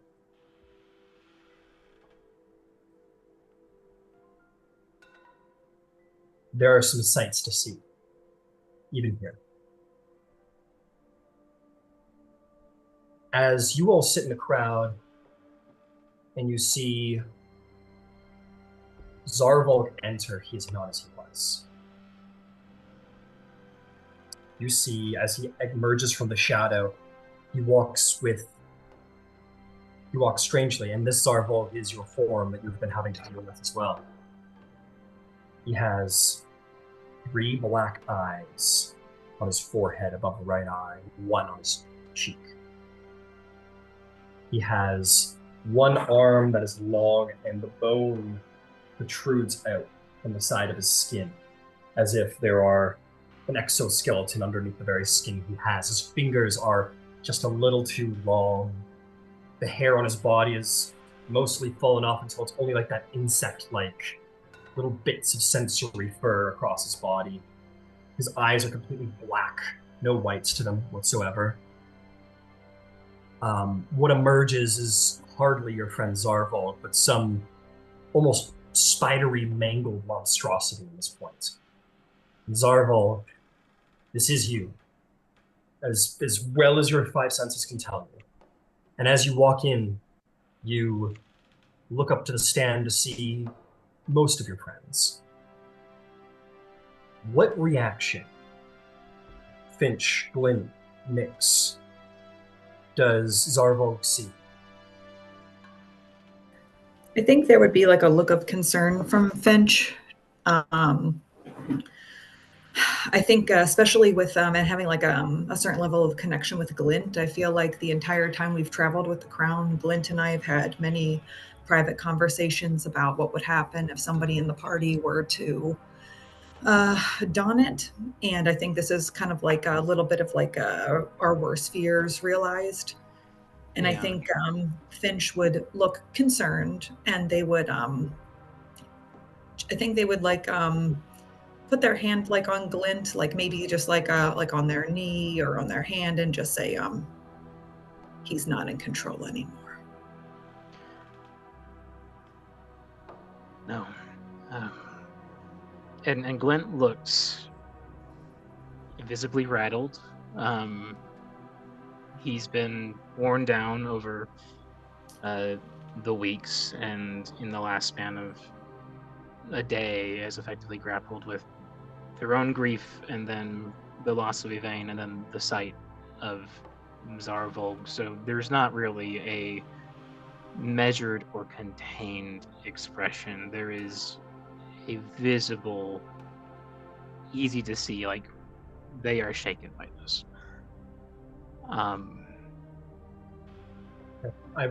very sorry, we're running out of time, so with that reaction, I'm gonna swing over. Apologies, just we're running out of time.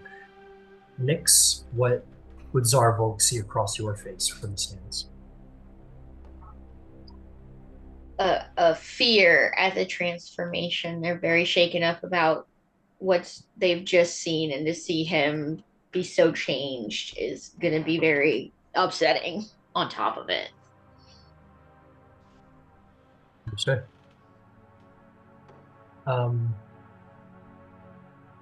You see this is Zarvolg, plain as day. And do you look for it? Oh yeah. He'll look for it.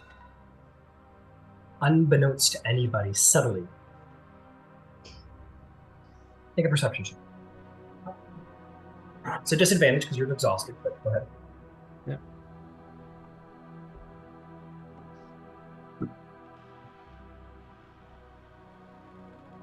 It's gonna be a 12 at disadvantage. You have been told where to look, and it is not hard to find. Not for someone who's looking for it. It is hidden enough that it would not be found by the errant passive looker. But for you, knowing where to look, you see white hair a mess across a bloody face. Indeed, sitting atop one of the battlements of Crucible. You know her face. You hear a whisper in your ear. You are going to die. You're going to die along with her. She's already in my web. Last choice. Die here and have the crown sealed away, or submit, and I will give you the power to escape. And I will not take vengeance upon your friends after you die.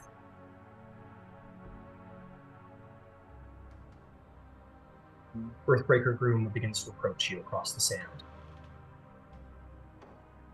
You have your weapons all returned to you, even in this state where you were looked on with strangeness. You have your weapons on, your Earthbreaker Groom is approaching. This offer is made. What do you do? Yeah, I mean, I think first probably kind of in the, depending on how quickly the whisper came in after he realized that he saw the head, he'd probably just kind of crumpled to his knees. Probably not arms raised like platoon-esque, but definitely crumpled to his knees. You know, the weight of the crown, you know, dropping his head down to his chest, and like be silent for just like a portion of a moment, and then let, like, you know, flop his head back and let out like this inhumanly like desperate and I guess just dehumanized wail of frustration and sorrow. You know, with the saliva flowing and the snotty nose and all of that, probably. And then I think he would probably just, after that, I mean, depending on how long Earthbreaker Groom was willing to wait. You know, I would say that, like, when you see it, the offer hits your ear, and the moment you fall to your knees in this moment of defeat, that's when he begins to approach. You let out this wail. What happens next? I think at that point he probably you know, gets to his feet, kind of, definitely very shakily, and just kind of whispers into the air, "Well, I guess we all die now." And he will, he will essentially rejecting the offer of the Spider Queen and preparing to fight Earthbreaker Groom. Yes, you feel the pins of the crown almost like angrily sort of push in against your skull. Not enough to do more damage or anything, but you feel pins almost turn in frustration. And you hear Grun say, "Get up, warrior. Get up. And show me what makes you strong." Roll initiative. This won't take long, folks. I know we're at 11:30, but this will be worth it, I promise. A disadvantage again? Straight roll for you because you are revised. But yeah. Yeah. All right. So that would have been a 17. He beats you, and he's going to beat you. He approaches you as you like pull yourself to your feet. He walks right up to you. And he's just going to take a strike against you. But let me see here.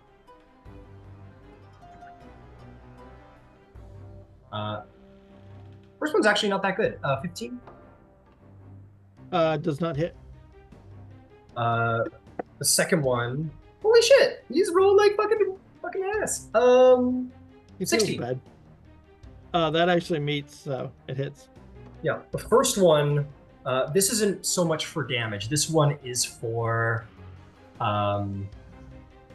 he punches you like dead in the chest, and you like bump back a bit, and you're like, oh, that was a weird blow, because like he had an opening on you, and then he swings his leg around and kicks your feet out from under you, and you fall prone onto the ground. Well, actually, make a strength saving throw. Sorry. Okay. I think it's strength or dex, your choice. Oh, okay. Disadvantage or straight? This is for a saving throw, so it should be straight. Okay. So that's going to be a 21 to save. Damn, dude. Yeah. You're killing it. Again, he's kicking you in the leg. He can't push you down. You hold true with your footing. And that's what he's going to do. Or actually, no, he's going to... you see he just kind of gets back up into that like elevated leg stance. As if like he's going to kick you. You have this moment of like where he just like kind of phases you out. He brings the leg up and just kind of stands position.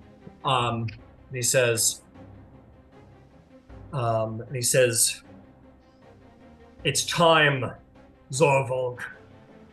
What will you be? Who are you? And most importantly, have you found out where your strength truly comes from?" What do you do? Your turn. Yep. I don't think he takes a strike. I think he just kind of stands there sort of like, I guess, without energy, whatever that word is, kind of like half guarded. And he just says, I am Zarvolg the Grim. I am a warrior, and my strength comes from... And he kind of like thinks over the past 24 hours, and he says, he looks up and makes eye contact for the first time and says, my strength comes from my pain. He smirks and says, defend yourself, or this trial ends quickly. And he is going to, as you take those moments, I'll call that your action. He's going to lay into you a little bit as you leave your guard thing. And as he lay, first punch is going to be 21 to hit. Or sorry, 22 to hit. Hits. Yeah, hits. He's going to say, and you are so very wrong. And he is going to do... that's going to be 24 points of damage as he just boom, punches you across the face. You are unprepared, and you're going to pay for it as he attacks you again. That one's 29 to hit. Oh, yeah. And that one is going to be 13 damage, 13 bludgeoning damage. As he and just, like, punches you really hard. And maybe naturally your defense comes up a little better this time around as he's, pummeling you. And this trial's going to end pretty damn quick if you don't keep your guard up. And he says, this trial lasts as long as you can stand, Zarvolg, the Grim. And indeed, Grim you are. Think of your battles. Think of your trials through this time you have been alive. Think when you have been most strong. Think of your victories. What is your true strength? What is the true strength of any warrior? It is your turn. And so he thinks, and as he's thinking, he thinks of, he thinks of the battles that Tak has been in together. And he thinks of, I would say probably various moments that were iconic for each of the members of Tak that he's been in battle with. Nyx kind of finding themselves in the first couple of battles and using some really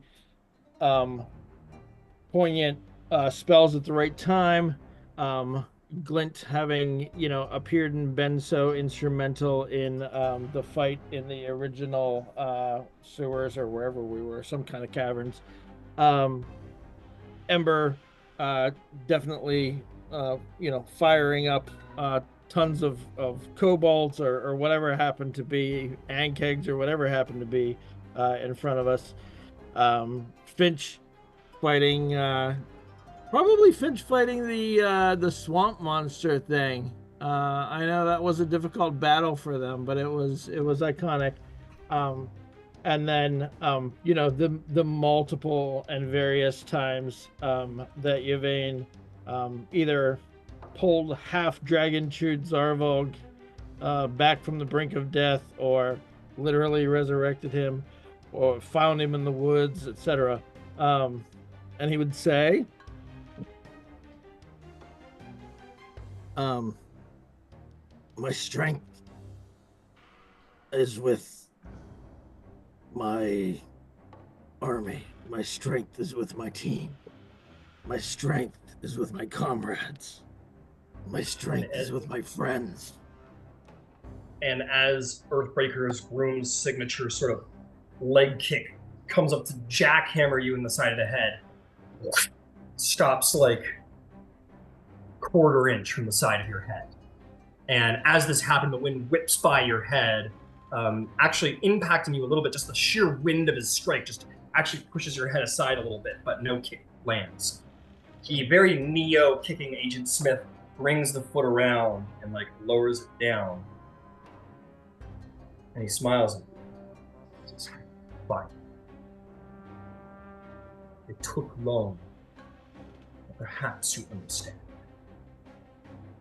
Any kobold goblin without tactics in their mind can conduct war.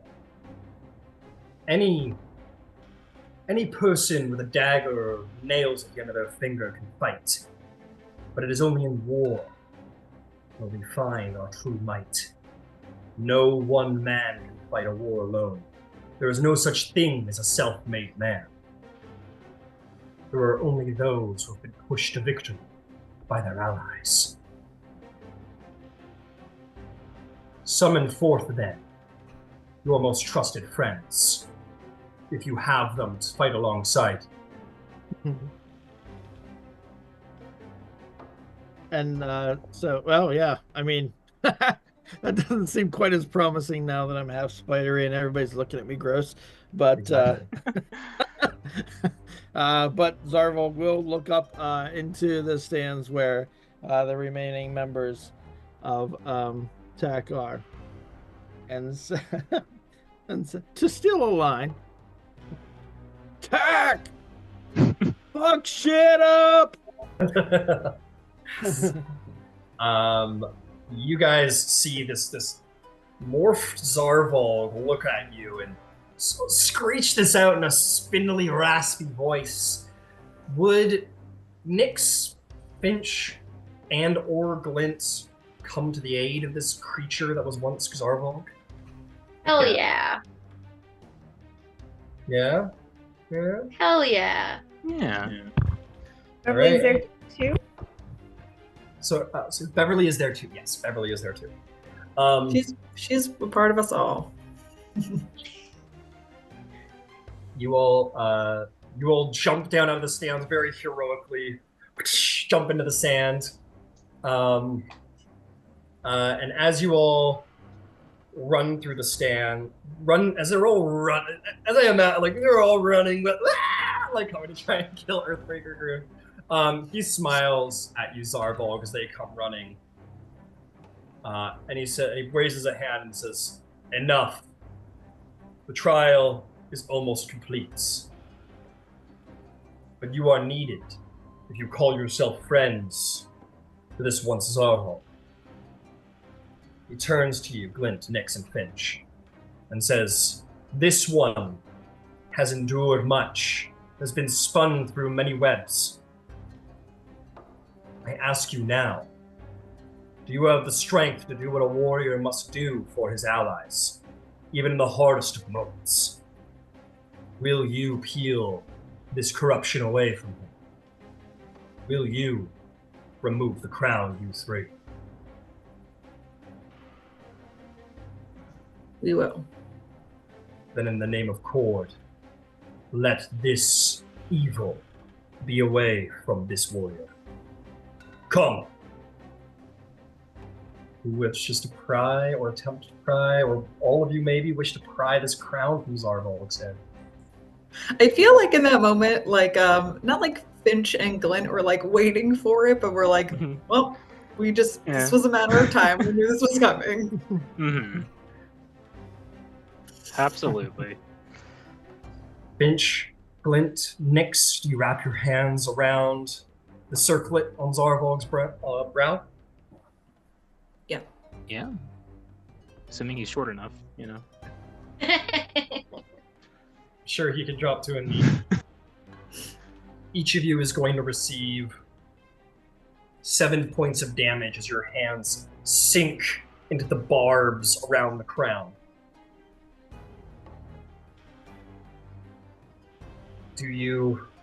This hurt you to do, or were you willing to hurt your friend to take this crown off? Yes. Yeah. But yeah. It's the end of the cutscene. I told him it would hurt 2 days ago. You guys All right, I got healing magic. We're good. Yeah. steal the crown back from Zarvolg.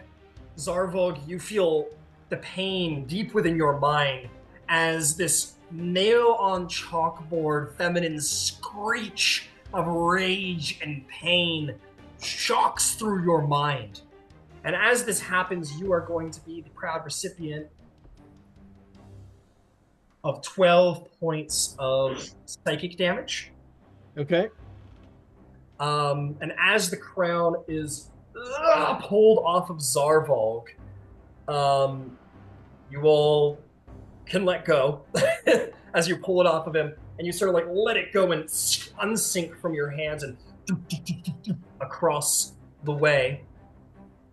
At which moment, Earthbreaker Groon is going to look to one of the clerics present of Kord and give them a nod. And they're going to walk over to the crown and say, "In the name of Kord, remove this warrior from his corruption!" And they bring their hand down and cast Remove Curse, ending the attunement upon Zarvolg. And in this moment, in a complete King Théoden style, the corruption across Zarvolg's body falls away in mere seconds. The eyes seem to close and seal into his forehead. His skin returns to its original Zarvolg color. His fur sort of fills out. His spindly fingers return to a regular size, and all of it comes to calm. And Zarvolg, as you see your body transform and your normal figure return to yourself, you see the head of Yvaine Disappear? disappear. Is that what you said? Oh. And Well, is there a reaction? no. Except for confusion. Talking like fade opacity or like frame cut or like pulled through. Right. You just simply, after the pain of the crown being pulled off and this remove curse, Right. you kind of look around, and at whatever moment you decide to look back, it's just simply not there. Yeah. Maybe taken.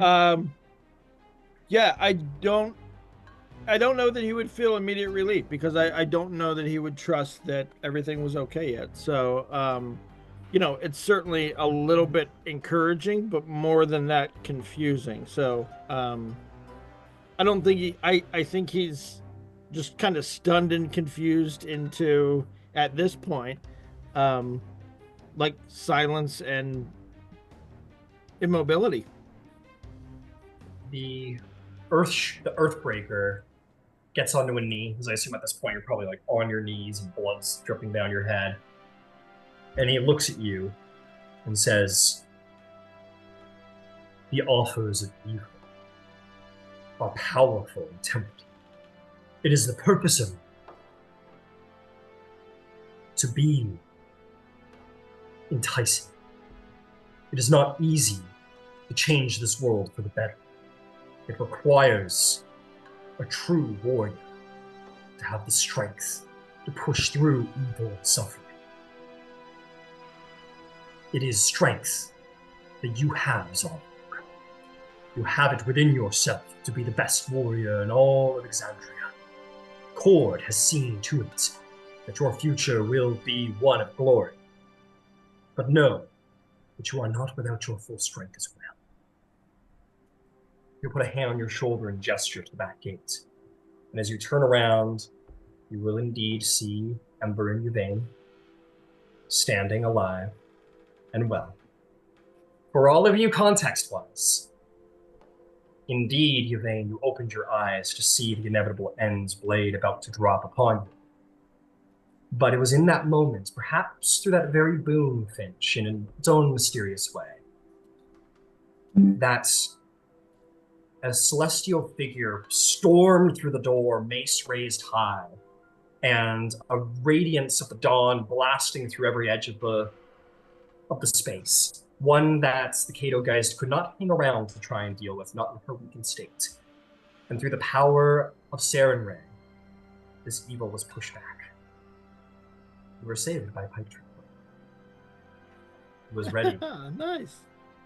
Indeed, they heard you in your cries. The Dawn Marshals were subtle but ready for the danger. And in the end of your saving, the Earthbreaker Groon made a request. He said, "Your friend has strength, Knight. Strength that he must discover of himself. This could have been a terrible night, and I have no doubt the machinations and whispers of this evil god are his ear. I would see him tested to the completion of his will, to know that he is strong enough to resist these temptations, to be the honorable and glorious warrior that I see you all believe him to be. So I would ask, will you, Yvaine, and perhaps some others of you, stay back, stay out of sight, and let the reality be revealed when he passes his trial, if he passes his trial. This is a test of faith, a dangerous one, but if you have faith in your friend, this will be to his advantage. What say you?" I told you he's going to pass your test.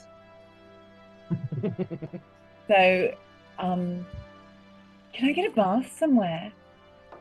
Maybe a nap? I'm sure, right? I'm on the tower. I'm fucking Earthbreaker, I don't know. And yeah, you can No, but that was her segue into, I mean, all right, if I need to, I mean, I'll go someplace and make it. I've got so many notes. I've got so many reports to write. Yeah, I got work to do. As we turn around, back to the initial scene, Zarvolg, you turn around. All the webs of deception and lies that were placed over your eyes, you believed in the strength of your allies, that you made decisions for them today in your mind, that they would die alongside you if you resisted the Spider Queen. You had faith that they would stand with you, and they did. And it seems that Cord has rewarded you. Your friends are very much alone. Yvaine is very much alone. Yeah, Yvaine. Is there any reaction from Zarvolg and meeting you? Oh yeah, I think you would stumble across the arena and try to snatch her up. Pull Ember in as well. Like his had. Ember will very much have none of it. His face is so easy to read. Pick out Donald Trump at one of his rallies in mid-rant about something, where he is just purple with livid. The anger is so powerful.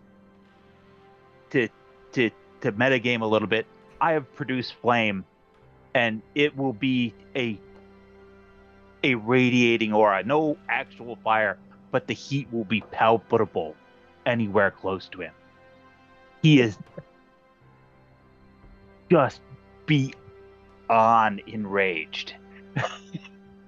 All right, so maybe not Ember right now. We'll get him later. You like him in chillable. I don't know who he's mad at right now. I'm so worried. Yes, Zarvolg, you're doing I'm like so one of glad these. you're okay, and I love you. Big hug.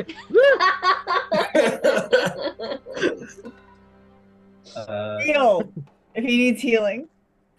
He's been beaten up by the Earthbreaker a couple times. He probably needs a good heal. And he had a long in that night. moment, Zarvolg has passed the trial. And the Earthbreaker says, "This evil of the crown will be sealed away. We will ensure that it will not see the light of day so long as the greatest powers and the will of the gods is on our side. But for now, take heart. You warriors of the Tal'Doeri Council deserve every bit of reprieve that is coming your way. Vasselheim, the world of Exandria, owes you a debt of gratitude. One we are willing to pay. And next session, we'll get to the accolades and the awards and holy trials and whatever the fuck else they decide to lay upon you. But for now, let us simply end with the reward of a level up. Nice. Ooh, Level up. All right, And god! that's where we'll end the session. Finch is gonna need so much